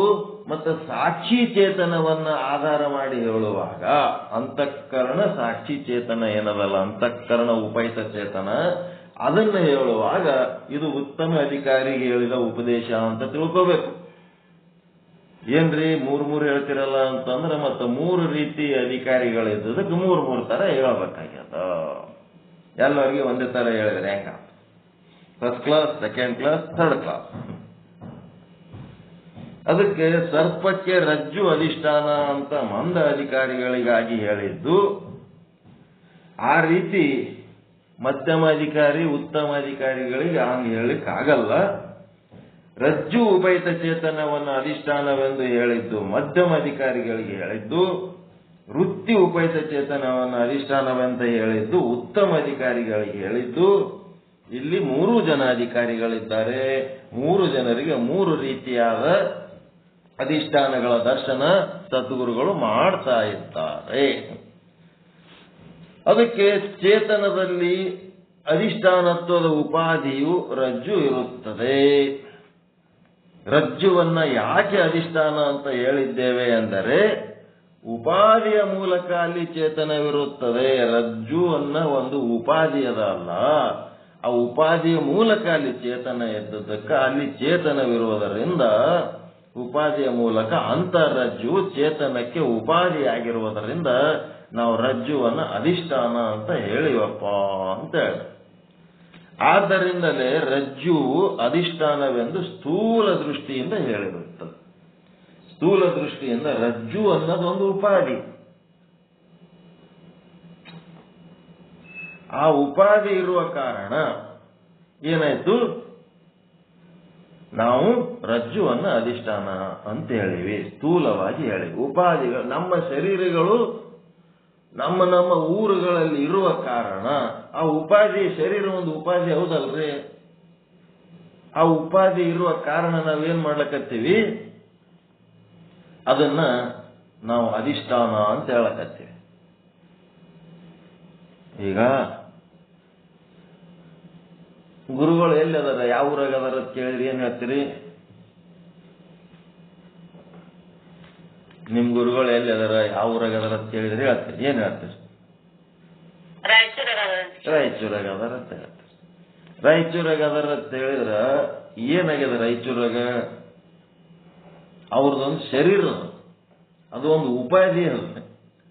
ಆ ಉಪಾಧಿ ಇದ್ದದ್ದಕ್ಕೆ ಏನಾಗ್ಬಿಡ್ತು, ರಾಯಚೂರು ಅಂತ ಹೇಳಿ. ಆದ್ರ ಬಸವಣ್ಣನವರು ಲಿಂಗೈಕ್ಯ ಆಗ್ಬೇಕನ್ನುವ ಸಮಯದಲ್ಲಿ ನೀಲಮ್ಮ ತಾಯಿ ಕಳಿಸ್ತಾರ, ಕಪ್ಪಡಿಗೆ ಹೋಗಿ ಕರ್ಕೊಂಬ ಅಂತ ಕಳಿಸ್ಕೊಡ್ತಾರ ಹಡಪದ ಅಪ್ಪಣ್ಣನವ್ರಿಗೆ. ಎದಕ್ಕೆ ಕರೆದನ ಅಂತ ಕೇಳ್ತಾಳೆ. ಬಾ ಅಂದಾರ ನೋಡಿ. ಎದಕ್ಕ? ಲಿಂಗದೊಳಗಾಗೋದಕ್ಕ ಇಬ್ರು ಕೂಡಿ ಲಿಂಗಾರ್ಚನೆ ಮಾಡ್ಕೊಂಡು ಲಿಂಗದೊಳಗಾಕದು. ಅಯ್ಯೋ, ಬಸವಣ್ಣಿಗೆ ಇನ್ನ ಬುದ್ಧಿನೇ ಬರಲಿಲ್ಲಲ್ಲ. ಕಪ್ಪಡಿ ಸಂಗಮನಾಥನಲ್ಲಿ ಇರುವ ಸಂಗಯ್ಯ ಬ್ಯಾರೆ, ಕೂಡಲ ಸಂಗಮದಲ್ಲಿರುವ ಸಂಗಯ್ಯ ಬ್ಯಾರೆನಾ?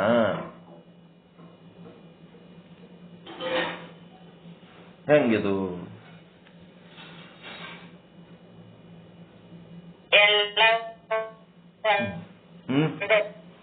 ಎರಡೂ ಕಡೆ ಅಲ್ಲಿದ್ದ ಸಂಗಯ್ಯ ಇಲ್ಲಿಲ್ಲವೇ, ಅಲ್ಲಿಗೆ ಎಮ್ಮನು ಬರ ಹೇಳಿಹರಂತೆ, ಬಲ್ಲಂತ ಮಹಾತ್ಮರು ನೀವು ಕೇಳಿರೋ, ಅಲ್ಲಿ ಇಲ್ಲಿ ಎರಡು ಕಡೆಯನ್ನು ಅಲ್ಲಿ ಇಲ್ಲಿ ಎಂಬ ಉಭಯ ಸಂದೇಹವೇಕೆ? ನೋಡಿ ನೋಡಿ ನೋಡಿ ನೋಡಿ ನೋಡಿ ಲಿಂಗ ನೋಡು ನೋಡು ನೋಡು ನೋಡು ನೋಡು ಲಿಂಗವೇ ನೋಡು ಬಸವಯ್ಯನವರು ಮಾಡುವ ಆಟವ. ಆಟ ಅಂದ್ರೆ ಇದೇನಿಲ್ಲ, ಆಟ ಆಡ್ಲಕತ್ತಾನ ಏನು? ಮಿಥ್ಯವಾದ ಭಾವ ತಾಳೇನಲ್ಲ ಲಾಸ್ಟಿಗೆ. ಅವನಿಗೆ ಅಲ್ಲೇ ಕೂತ್ ಲಿಂಗ ಪೂಜೆ ಮಾಡ್ಕೋತೇಳು, ನಾನು ಇಲ್ಲೇ ಕೂತ್ ಲಿಂಗ ಪೂಜೆ ಮಾಡ್ಕೋತೀನಿ. ಇಬ್ರು ಅದೇ ಲಿಂಗೈನ ಬಲ್ಲೆ ಓದ್ತೀವಲ್ಲ ನಾವು. ಈ ಅರ್ಥದೊಳಗೆ ನಿಮ್ ಗುರುಗಳು ಎಲ್ಲಿ ಅದಾರ? ರಾಯಚೂರಿಗಾರ.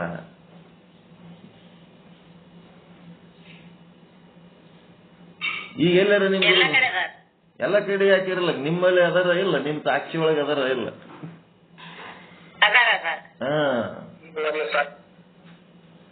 ನಿಮ್ ಸಾಕ್ಷಿ ಒಳಗೆ ಇರ್ಲಿಲ್ಲ ಅಂತಂದ್ರೆ ರಾಯಚೂರು ಗುರುಗಳು ರಾಯಚೂರಾಗೆ ಇರ್ತಾರ. ಉಪಯುಕ್ತ ಚೇತನ ಅದು, ಅವ್ರ ಶರೀರದೊಳಗಿರುವ ಉಪಯುಕ್ತ ಚೇತನ ಅಷ್ಟೇ ಅದು.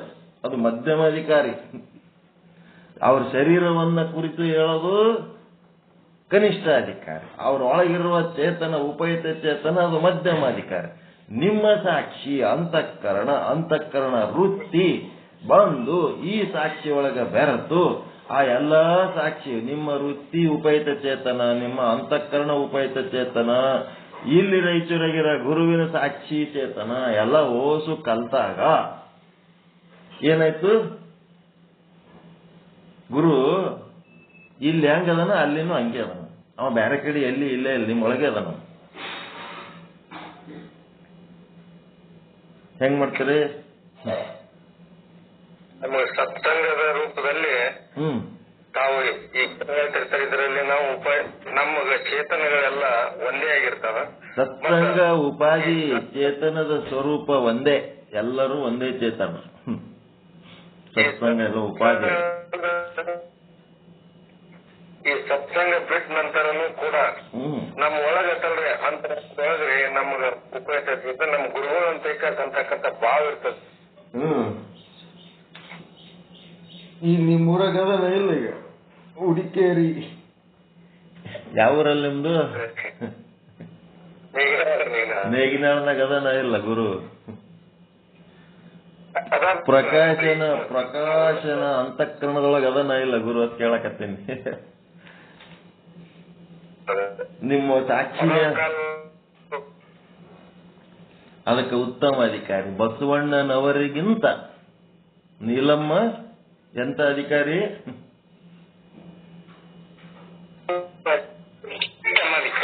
ಉತ್ತಮ ಅಧಿಕಾರಿ.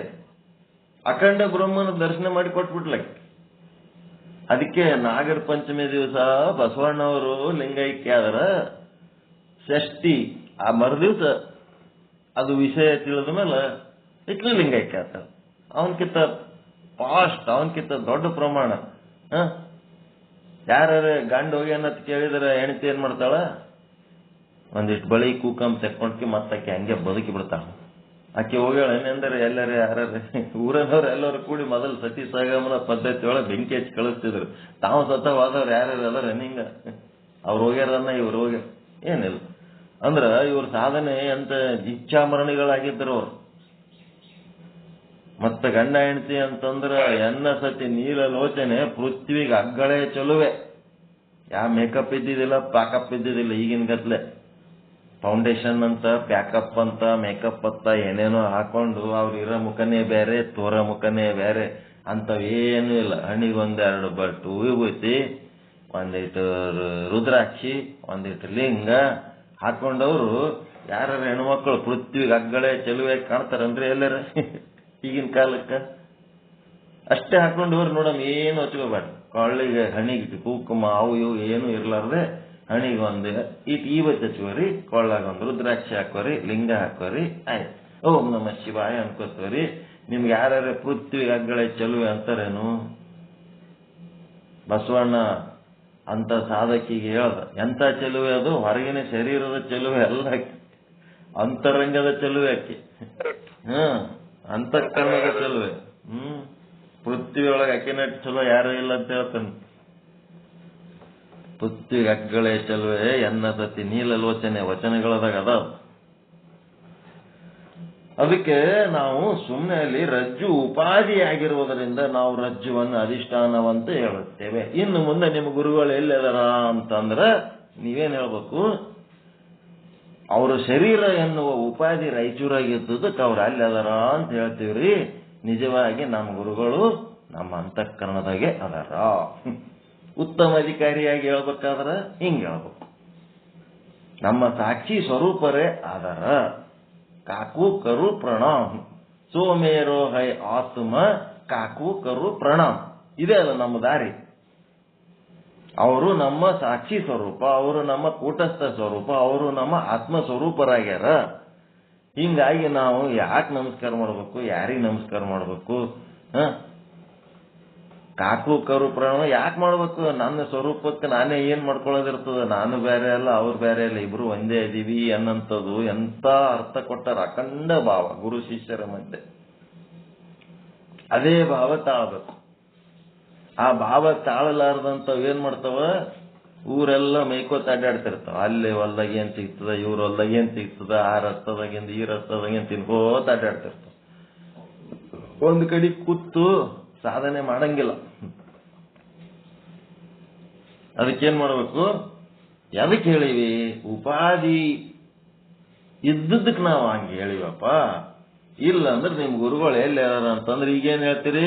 ಉತ್ತಮ ಅಧಿಕಾರಿಯಾಗಿ ನಮ್ಮ ಸಾಕ್ಷಿ ಸ್ವರೂಪರಾಗಿ ಸೋಮೇರೋ ಹೈ ಆತ್ಮ, ನಮ್ಮ ಆತ್ಮ ಸ್ವರೂಪರಾಗಿದ್ದಾರೆ. ನಿಮ್ಮ ಆತ್ಮ ಸ್ವರೂಪ ನಾನೇ ಇರ್ಬೇಕಂತಿಲ್ಲ, ನೀವು ಯಾರಿಗೆ ಮಾಡ್ಕೊಂಡ್ರಿ ಅವ್ರು ಇರ್ತಾರೆ.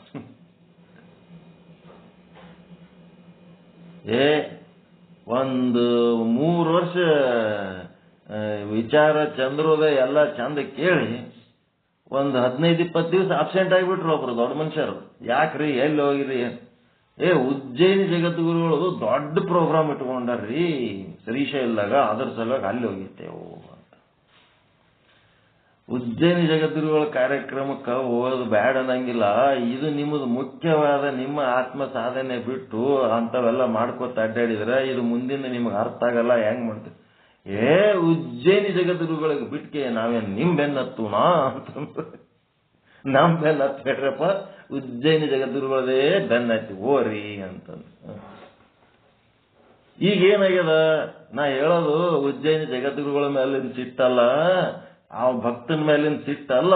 ಅಲ್ಲಿ ಏನಾಗ್ಯದ, ಅವಂದು ಸಾಕ್ಷಿ ಸ್ವರೂಪ ಏನಾಗ್ಯಾರ, ಅಲ್ಲಿ ಯಾರನ್ನು ಮಾಡ್ಕೊಂಡಾರ ಅವರು? ಅವ್ರ ಸಾಕ್ಷಿ ಸ್ವರೂಪ ಯಾರನ್ನು ಮಾಡ್ಕೊಂಡಾರ? ಉಜ್ಜಯಿನಿ ಜಗದ್ಗುರುಗಳಿಗೆ ಸಾಕ್ಷಿ ಸ್ವರೂಪ ಮಾಡ್ಕೊಂಡಾರ. 3 ವರ್ಷಗಟ್ಲೆ ಇಲ್ಲಿ ನಮ್ಮಲ್ಲಿ ಕೂತು ಪ್ರವಚನ ಕೇಳಿ ನಾಟಕ ಮಾಡ್ಯಾರ ಅಟೆ. ಅಪ್ಪಾಜಿ ಗುರುಗಳೇ ಏನೆಲ್ಲ ಮಾತಾಡ್ತಿರ್ತಾರ, ಒಳಗೆ ದೊಡ್ಡ ನಾಟಕ, ಒಳಗೆ ಮಿಂಡನಯ್ಯ ಹೊರಗೆ ಗಂಡನಯ್ಯ ಏನ ಅಂತಾರಲ್ಲ ಅಕ್ಕಮಲೆ ವಚನ. ಅದಕ್ಕ ಲೌಕಿಕಕ್ಕೊಬ್ಬ ಗಂಡ, ಪರಮಾರ್ಥಕ್ಕೊಬ್ಬ ಗಂಡ, ಇಬ್ಬಿಬ್ರು ಗಂಡದಾರ ಇರ್ತಾರೇನು, ಏನೋ ಅವನು ಒಬ್ಬನೇ ಗಂಡ ಅಂತಾಳ ಅಕ್ಕಮಾದೇವಿ. ಇಂಥವೆಲ್ಲ ಇರ್ತಾವ ಮಜಾ. ಅದಕ್ಕೇನದ ಉಪಾಧಿ ಕಾರಣ. ನೀವೆಲ್ಲ ಅಲ್ಲಿ ಇಲ್ಲಿ ಎಲ್ಲೆಲ್ಲೋ ಅದಿರಿ. ನಾನೊಬ್ನೇ ನಿಂಬಲ್ಲಿ ಇರ್ಬೇಕತ್ತಿಲ್ಲ. ನೀವು ಒಂದು 15-20 ಮಂದಿ ಅದಿರಲ್ಲ, ನೀವು ಎಲ್ಲೆಲ್ಲೋ ರಾಜ್ಯಾದ್ಯಂತ ಎಲ್ಲೆಲ್ಲೋ ಅದಿರಿ. ಆದ್ರ ಸಾಕ್ಷಿ ಸ್ವರೂಪದಲ್ಲಿ ನೀವೇನದಿರಿ? ಸೋಮೇರೋಹರೇ ಆತ್ಮ. ನೀವೆಲ್ಲರೂ ನನ್ನ ಆತ್ಮ ಸ್ವರೂಪವೇ ಆಗಿರ್ತೀರಿ ಅಂತ ಅಂದುಕೊಂಡಿನಿ. ಎಷ್ಟ್ರ ಮಟ್ಟಿಗೆ ಸಾಕ್ಷಿ ಸ್ವರೂಪ ಆಗಿರಿ ಅದು ನಿಮಗೆ ಬಿಟ್ಟದ್ದು.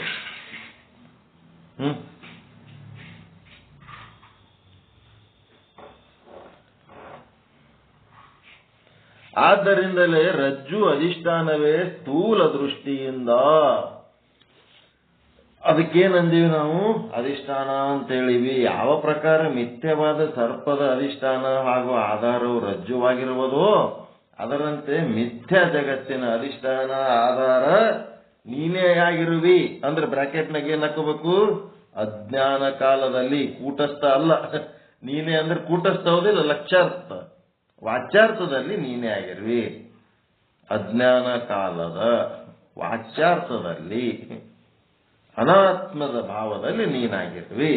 ಮಿಥ್ಯಾ ಜಗತ್ತಿಗೆ ಅಧಿಷ್ಠಾನವು ನೀನೇ, ಆಧಾರವು ನೀನೇ ಅಧಿಷ್ಠಾನ ಅಂತ 2 ಮಾಡಿ ಹೇಳುತ್ತಿದ್ದಾರೆ. ಆಧಾರ ಮತ್ತು ಅಧಿಷ್ಠಾನ ಅಂತಂದ್ರೇನು? ಸಾಮಾನ್ಯ ರೂಪ, ವಿಶೇಷ ರೂಪ ಅಂತ ಏನದಲ್ಲ. ಪರಮಾತ್ಮ ಎಲ್ಲಾ ಕಡೆ ತುಂಬೇನ ಅನ್ನೋದಕ್ಕ ಸಾಮಾನ್ಯ ರೂಪ ಅಂತಾರ. ಸಾಮಾನ್ಯ ರೂಪಕ್ಕೆ ಏನಂದ್ರು? ಆಧಾರ ಅಂತಾರ.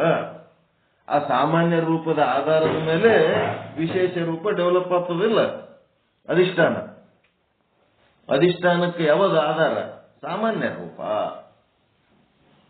ಸಾಮಾನ್ಯ ವಿಶೇಷ ಅಂತಂದ್ರೆ ಗೊತ್ತದ ಇಲ್ಲ? ಪರಮಾತ್ಮ ಎಲ್ಲಾ ಕಡೆ ಅದನ. ಒಬ್ಬ ಜೀವಂತ ಮನುಷ್ಯ ಕೂತಾನ, ಒಬ್ಬ ಸತ್ತ ಮನುಷ್ಯ ಕೂತಾನ. ಇಬ್ಬರೊಳಗನು ಆತ್ಮ ಅದ. ಅದು ಎಂತ ಪರಮಾತ್ಮ? ಅದು ಸಾಮಾನ್ಯ ರೂಪದ ಪರಮಾತ್ಮ. ಸತ್ತ ಹೆಣದಾಗನು ಪರಮಾತ್ಮ ಅದನ, ಜೀವಂತ ಮನುಷ್ಯನೊಳಗೂ ಪರಮಾತ್ಮ ಅದನ. ಒಂದು ಕಲ್ಲಿನಲ್ಲಿ ಪರಮಾತ್ಮ ಅದನ, ಒಂದು ಜೀವಂತ ವಸ್ತು ಜೀವಿಯಲ್ಲಿ ಪರಮಾತ್ಮ ಅದನ. ಇಬ್ಬರೊಳಗೂ ಪರಮಾತ್ಮ ಇರೋದು ಯಾವುದು? ಸಾಮಾನ್ಯ ಅಂಶ, ಪರಮಾತ್ಮದ ಸಾಮಾನ್ಯ ಅಂಶ. ಮತ್ತ ವಿಶೇಷ ಅಂಶ ಅಂತ ಏನು? ಆಕ್ಟಿವ್ ಅದನು. ಇನ್ ಆಕ್ಟಿವ್ ಬ್ರಹ್ಮನ್, ಅವನೇ ಆಕ್ಟಿವ್ ಬ್ರಹ್ಮನಿಗೆ ಆಧಾರ ಆಗ್ಯಾನ. ಆಕ್ಟಿವ್ ಬ್ರಹ್ಮನ್ ಏನು? ಅಧಿಷ್ಠಾನ. ಇನ್ ಆಕ್ಟಿವ್ ಬ್ರಹ್ಮನು ಆಧಾರ. ತಿಳಿತ? ನಿಶ್ಚಲ, ಸಚಲ. ನಿಶ್ಚಲ ಆಧಾರ, ಸಚಲ ಅಧಿಷ್ಠಾನ.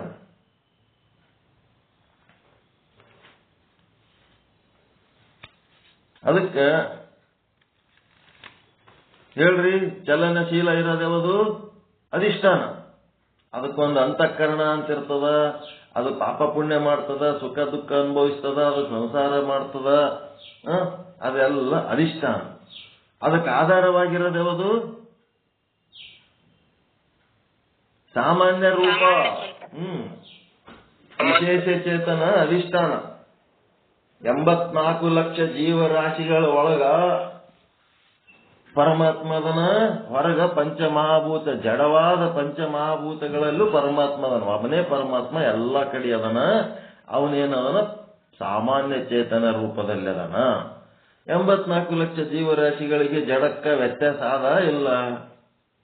ಅವು ಸುಮ್ಮ ಬಿದ್ದಾವ, ಎಲ್ಲಿ ಬೇಕಲ್ಲೇ ಬಿದ್ದಾವ. ಇವು ಎಲ್ಲಿ ಸುಮ್ಮಿರ್ತಾವೇನು?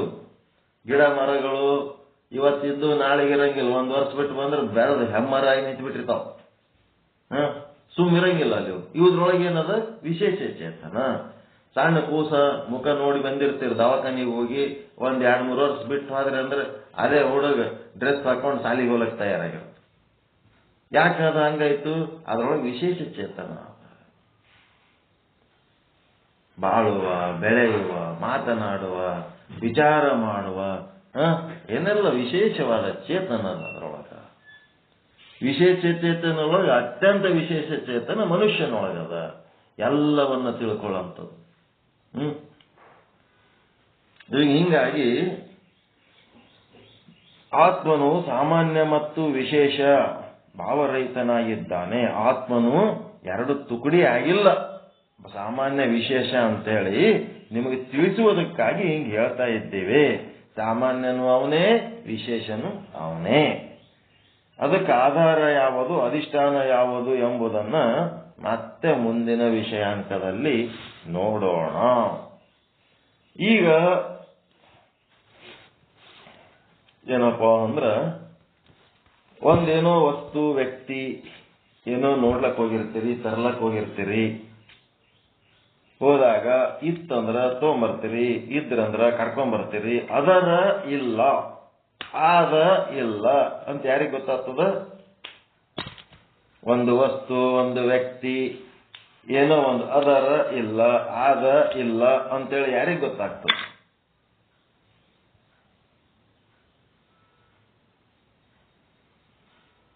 ಆಭಾಸನಿಗೆ ಗೊತ್ತಾಗ್ತದ. ನಿಮ್ಮೊಳಗೆ ಆಭಾಸ ಅದನಲ್ಲ, ಅವನಿಗೆ ಗೊತ್ತಾಗ್ತದ. ವ್ಯವಹಾರ ಮಾಡುವ ಆಭಾಸನಿಗೆ ಇದು ಗೊತ್ತಾಗ್ತದ. ತಿಳಿತಾ? ಯಾರಿಗೆ ಅರ್ಥ ಆಗ್ತದದು?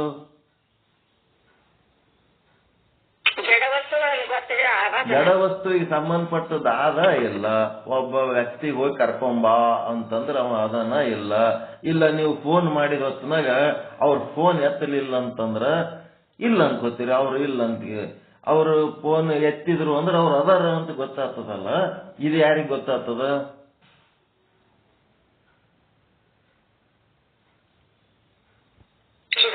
ಆಭಾಸನಿಗೆ ಗೊತ್ತಾಗ್ತದ, ಚಿದಾಭಾಸನಿಗೆ ಗೊತ್ತಾಗ್ತದ. ಮತ್ತ ಆಭಾಸ ಅದನ್ನ ಇಲ್ಲ. ಆಭಾಸ ಜಾಗೃತಾವಸ್ಥೆಯಲ್ಲಿ, ಸ್ವಪ್ನಾವಸ್ಥೆಯಲ್ಲಿ ಇವೆಲ್ಲ ವ್ಯವಹಾರ ಮಾಡುವಾಗ ಆಭಾಸ ಇದ್ದಾನೆ ಅಂತ. ಮತ್ತು ಸುಷುಪ್ತಾವಸ್ಥೆಯಲ್ಲಿ ಆಭಾಸ ಇರಲ್ಲ ಅಂತ ಯಾರಿಗೆ ಗೊತ್ತಾಗ್ತದ? ಕೂಟಸ್ಥನಿಗೆ ಗೊತ್ತಾಗ್ತದ. ಯಾರಿಗಿದ ಅರ್ಥ ಆಯ್ತು? ಆಭಾಸನ ಭಾವ ಅಭಾವಗಳು. ಭಾವ ಅಂದ್ರೆ ಇರೋದು, ಅಭಾವ ಅಂದ್ರೆ ಇಲ್ಲದು. ಕೂಟಸ್ಥನಿಗೆ ಗೊತ್ತಾಗ್ತದೆ. ಆಭಾಸ ಜಾಗ್ರ ಸ್ವಪ್ನ 2 ಕಾಲದಲ್ಲಿರ್ತಾನ. ಕೂಟಸ್ಥ 3 ಕಾಲದಲ್ಲಿರ್ತಾನ. 3 ಕಾಲದಲ್ಲಿದ್ದು ಆಭಾಸನ ಇರುವು, ಭಾವ ಇಲ್ಲದಿರುವಿಕೆ, ಅಭಾವಗಳನ್ನು ಅರಿಯುವವನು ಕೂಟಸ್ಥ, ಸಾಕ್ಷಿ, ಪ್ರತ್ಯೇಗಾತ್ಮ. ಹೆಂಗದ ನೋಡ್ರಿ ಇದೆಲ್ಲ.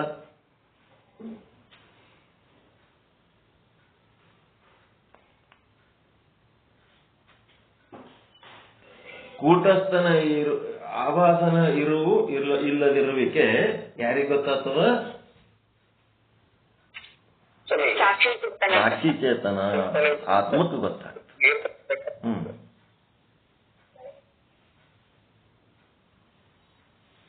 ಹಿಂಗೆಲ್ಲ ತಿಳ್ಕೊತ ಹೋಗ್ಬೇಕಾಗ್ತದೆ.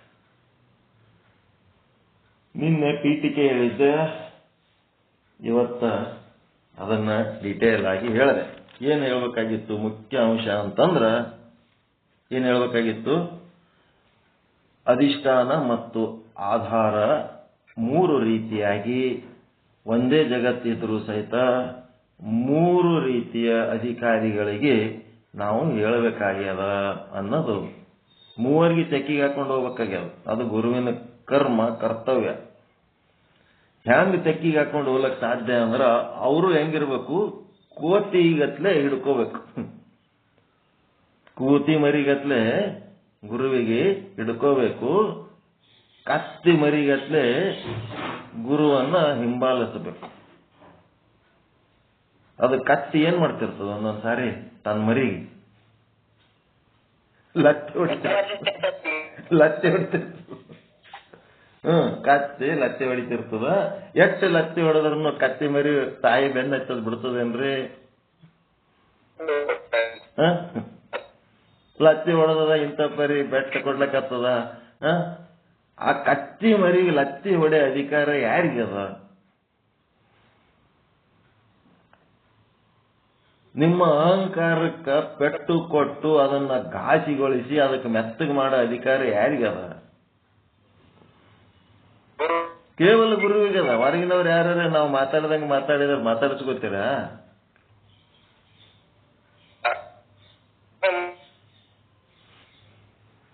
ಮನ್ಯಾಗ ಹೋಗಿ ನಿಮ್ ಹೆಂಡ್ರೆ ನಾವು ಅಂದಂಗ ಏನಾರ ನಾವ್ ಒಂದು ಮಾತುಗಳು ನಿಮ್ ಹೆಂಡ್ರ ಅಂದ್ರೆ ಅನ್ಸ್ಕೋತೀರಾ?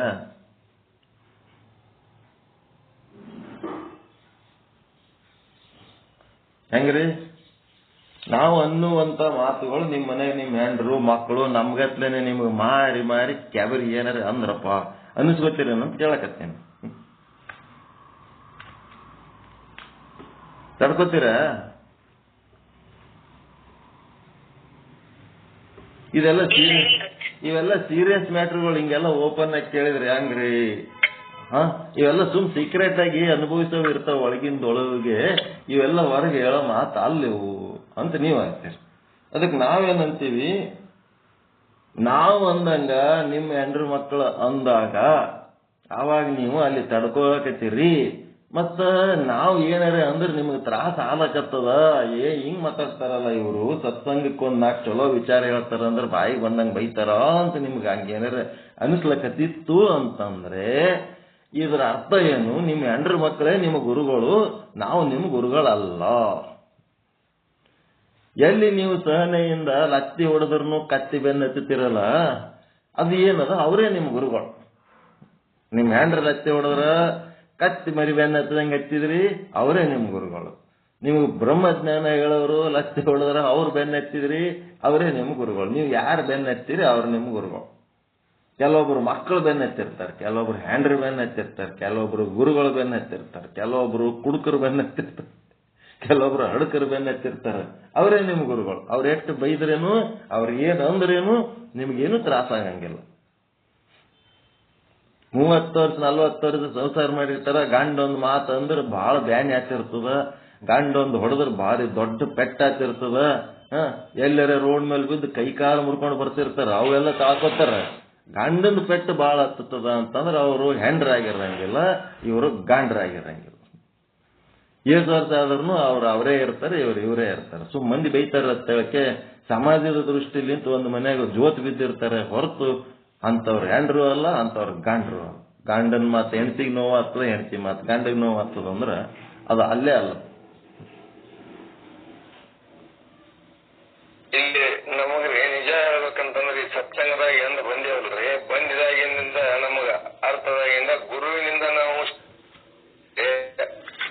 ನಮಗೆ ಬಂದಂತ ಒಂದು ಶಾಂತತೆಯಿಂದ ಗೃಹಸ್ಥದೊಳಗ ನಾವು ಶಾಂತಿ ಮತ್ತೆ ಎಲ್ಲಾ ಕಡೆ ಸಿಗ್ತದ್ರಿ. ಎಲ್ಲಾ ಕಡೆ ಶಾಂತಿನೇ ಅದ. ಆದ್ರ ಅದನ್ನ ಅನುಭವಿಸುವ ಕೌಶಲ್ಯ ಗುರು ಮಾಡಿಕೊಡ್ತಾನೆ. ಶಾಂತಿ ನಾವೇ ಕ್ರಿಯೇಟ್ ಮಾಡಲ್ಲ, ಶಾಂತಿನೇ ಅದ. ಆ ಶಾಂತಿ ಹೆಂಗ್ ಅನುಭವಿಸ್ಬೇಕಪ್ಪ?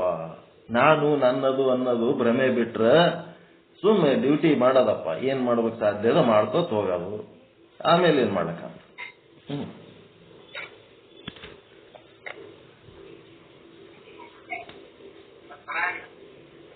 ಇಲ್ಲ ಇದರ ಅವರೊಂದು ಕಸಿ ಸಂಸಾರದ ಜಂಜಾಟ ಇರ್ತೈತಲ್ಲ ರೀ, ಆ ಶಾಂತ ಶಾಂತ.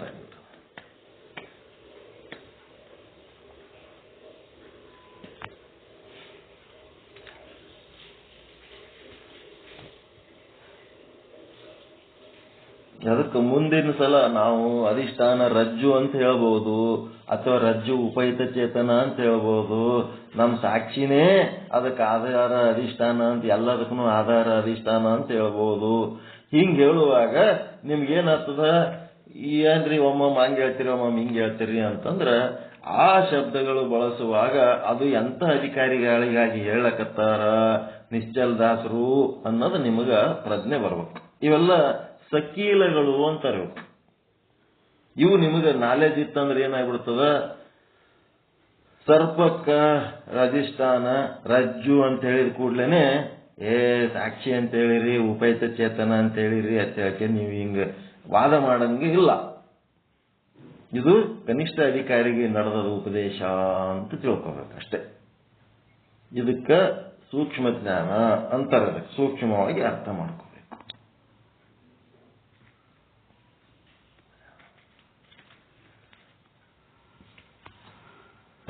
ನಾಳೆಯಿಂದ ಈಗ ಸಾಮಾನ್ಯ ಮತ್ತು ವಿಶೇಷ ಅಂತ ಏನದವು, ಸಾಮಾನ್ಯ ರೂಪ ಏನಾಗ್ಯದ, ಅಧಿಷ್ಠಾನ ಆಗ್ಯದ, ಆಧಾರ ಆಗ್ಯದ.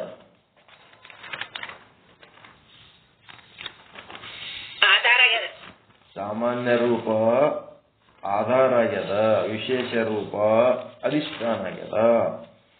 ಆ ವಿಷಯವನ್ನ ಕುರಿತು ಹೇಳುವುದಕ್ಕಿಂತ ಮುಂಚೆ ಇಲ್ಲಿ ತನ ಏನ್ ಹೇಳಿವಿ ಅದರದು ಏನಿರ್ತದೆ, ರಿವಿಷನ್ ಆದ್ಮೇಲೆ ಮುಂದೆ ಬರ್ತದ ಅಧಿಷ್ಠಾನ ಆಧಾರ. ಇಲ್ಲಿ ತನ ತುಕಡಿ ಮಾಡಿ ಹೇಳಿವಿ. ಈಗ ಸುಮ್ಮ ಓದ್ಕೊತ ಹೋಗೋದು, ಓದಿದ್ರೆ ಸಾಕು ನಿಮ್ಗೆ ಅರ್ಥ ಆಗ್ತಿರ್ತದೆ. ಅಂತ ಒಂದು ಬ್ರಹ್ಮಜ್ಞಾನದ ಪಾಠ ನಾಳೆ ಮಿಸ್ ಮಾಡಬೇಡ್ರಿ. ನೀನೇ ನೀನೇ ನೀನೇ ಅಂದ್ರೆ ನೀನೇ ಅಂದ್ರೆ ಯಾರು? ಅಜ್ಞಾನ ಕಾಲದಲ್ಲಿ ನೀವು ಅದಿರಿ ಅಂತಂದ್ರ ಅಜ್ಞಾನ ಕಾಲದಲ್ಲಿ ಇರೋರು ಯಾರು? ಜ್ಞಾನ ಕಾಲದಲ್ಲಿ ಇರೋರು ಯಾರು?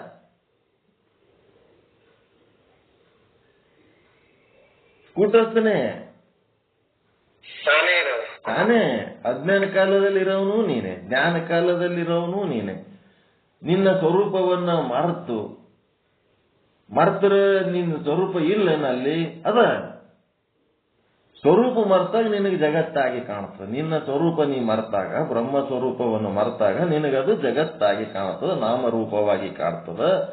ಯಾವಾಗ ನಿನಗ ಬ್ರಹ್ಮ ಸ್ವರೂಪವಾಗಿರ್ತೀವಿ ಆವಾಗ ನಿನಗೆ ಅದು ಜಗತ್ತು ಬ್ರಹ್ಮವಾಗಿ ಕಾಣ್ತದ. ಹಿಂಗಾಗಿ ನೀನು ಅಜ್ಞಾನಿ ಆದಾಗ ಮಿಥ್ಯಾ ಜಗತ್ತಿಗೆ ಅಧಿಷ್ಠಾನ, ಮತ್ತ ಆ ಮಿಥ್ಯಾ ಜಗತ್ತಿಗೆ ಅಧಿಷ್ಠಾನ ಅಜ್ಞಾನಿ ಆದಾಗ ಅಷ್ಟೇ. ಅಜ್ಞಾನಿ ಆದಾಗನು ನೀನು ಜ್ಞಾನಿನೇ ಇರ್ತೇನ್ ಅಜ್ಞಾನಿ ಇರ್ತೀವ್ರಿ? ನಿಮ್ಮೊಳಗ ಕೂಟಸ್ಥ ಇರ್ತಾನ ಇಲ್ಲ? ಇರ್ತಾನ. ಅವ ಇದ್ದದ್ದು ನಿಮಗ ಅರಿವಿಗಿರ್ಲಾಕಿಲ್ಲ ಅಷ್ಟೇ. ನೀನೇ ಅಪ್ಪ ಎಲ್ಲ ಜಗತ್ತಿಗೆ ಆಧಾರ. ಇನ್ನ ಸ್ವಲ್ಪ ಮೇಲೆ ಎತ್ತುತ್ತಾರೆ. ಈಗ ರಿವಿಷನ್ ಮಾಡಿ ಏನ್ ಮಾಡ್ತಾರ, ನಿನ್ನ ಅಜ್ಞಾನದ ಕಾರಣ ಜಗತ್ತಾಗಿ ತೋರ್ಲಕತ್ತದ ಅಂತೇಳಿ ನೀನು ಅಜ್ಞಾನ ಇದ್ರೂ ಸಹಿತ ನಿನಗ ಒಳಗ ಕೂಟಸ್ಥನ ಒಂದು ಭಾವ ಇದ್ದೇ ಇರ್ತದ. ಆ ಭಾವ ಮರ್ತಾಗ ನಿನಗ ಹಂಗ ಜಗತ್ತು ಕಾಣ್ತದ ಅಂತ ಹೇಳ್ಕೊಂಡು ಹೋಗ್ತಾರ. ಮುಂದೆ ನೀನೇ ಇದ್ದೀಯಾ, ಇಡೀ ಜಗತ್ತಿಗೆ ಅಧಿಷ್ಠಾನ ನೀನೇ, ಆಧಾರನು ನೀನು. ಚಲೋ ಅನ್ಸ್ಲಕತ್ತದ ಪಾಠ. ಏನ್ ನಿಮ್ಮ ಅಭಿಪ್ರಾಯಗಳು ಏನಪ್ಪ?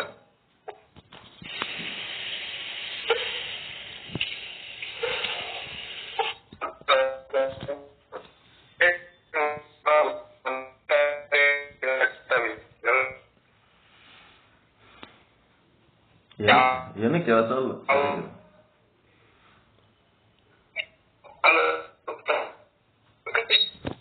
ನೆಟ್ವರ್ಕ್ ಪ್ರಾಬ್ಲಮ್ ಅದು. ಮತ್ತೆ ನಾಳೆ ಮಾತಾಡಕ್ಕೆ ತಿರ್ಬಿಡ್ರಿ, ಏನು ಬರಲ್ಲ. ಓಂ ಟೈಮ್ ಆಯ್ತು. ಪರಮಾನಂದ ಪ್ರಾಪ್ತಿ ಭವ, ಸರ್ವ ದುಃಖ ನಿವೃತ್ತಿ ಭವ, ಇಷ್ಟಾರ್ಥ ಸಿದ್ಧಿರಸ್ತು, ಯಶಸ್ವಿ ಭವ, ಯಶಸ್ವಿ ಭವ. ಜೈ ಶುದ್ಧ ಬ್ರಹ್ಮ, ಜೈ ಜೈ ಶುದ್ಧ ಬ್ರಹ್ಮ, ಜೈ ಶುದ್ಧ ಬ್ರಹ್ಮ, ಜೈ ಜೈ ಶುದ್ಧ ಬ್ರಹ್ಮ. ಎಲ್ಲರಿಗೂ ಒಳಿತಾಗಲಿ, ಎಲ್ಲರಿಗೂ ಶುಭವಾಗಲಿ, ಎಲ್ಲರಿಗೂ ಶರಣಾರ್ಥಿಗಳು, ಎಲ್ಲರಿಗೂ ಶರಣಾರ್ಥಿಗಳು. ಇದುವರೆಗೆ ಶುದ್ಧ ಬ್ರಹ್ಮನಿಷ್ಠ ಸದ್ಗುರುಗಳಾದ ಶ್ರೀ ಶರಣಬಸವ ಮಹಾಸ್ವಾಮಿಗಳು ಮೋಕ್ಷ ವಿಚಾರವನ್ನು ತಿಳಿಸ್ತಾ ಈ ಅಧಿಷ್ಠಾನಗಳ ವಿವಿಧತೆಯನ್ನು ಅಧಿಕಾರಿಗೆ ತಕ್ಕಂಗ ನಾವು ಅಧಿಷ್ಠಾನ ಹೆಂಗ್ ಹೇಳ್ಬೇಕನ್ನೋದನ್ನ ತೋರಿಸ್ಕೊಟ್ರು. ಕನಿಷ್ಠ ಅಧಿಕಾರಿಗೆ ರಜ್ಜುನೇ ಅಧಿಷ್ಠಾನ ಆಗಿರ್ತತಿ, ಮಧ್ಯಮ ಅಧಿಕಾರಿಗೆ ರಜ್ಜು ಉಪಯುಕ್ತ ಚೇತನ ಅಧಿಷ್ಠಾನ ಆಗಿರ್ತತಿ, ಮತ್ತ ಉತ್ತಮ ಅಧಿಕಾರಿಗೆ ಸಾಕ್ಷಿನೇ ಅಧಿಷ್ಠಾನ ಆಗಿರ್ತದೆ ಅಂತ ತಿಳಿಸ್ಕೊಟ್ರು. ಹಿಂಗ ಪ್ರತಿದಿನ ನಮಗೆ ಹೊಸ ಹೊಸ ವಿಚಾರಗಳನ್ನ ತಿಳಿಸಿ ಹೇಳ್ತಾ ನಮ್ಮ ಜ್ಞಾನವನ್ನ ವೃದ್ಧಿ ಮಾಡ್ತಾ ಇರುವ ಸದ್ಗುರುಗಳಿಗೆ ಅನಂತ ಧನ್ಯವಾದಗಳು. ಇನ್ನು ಮುಂದೆ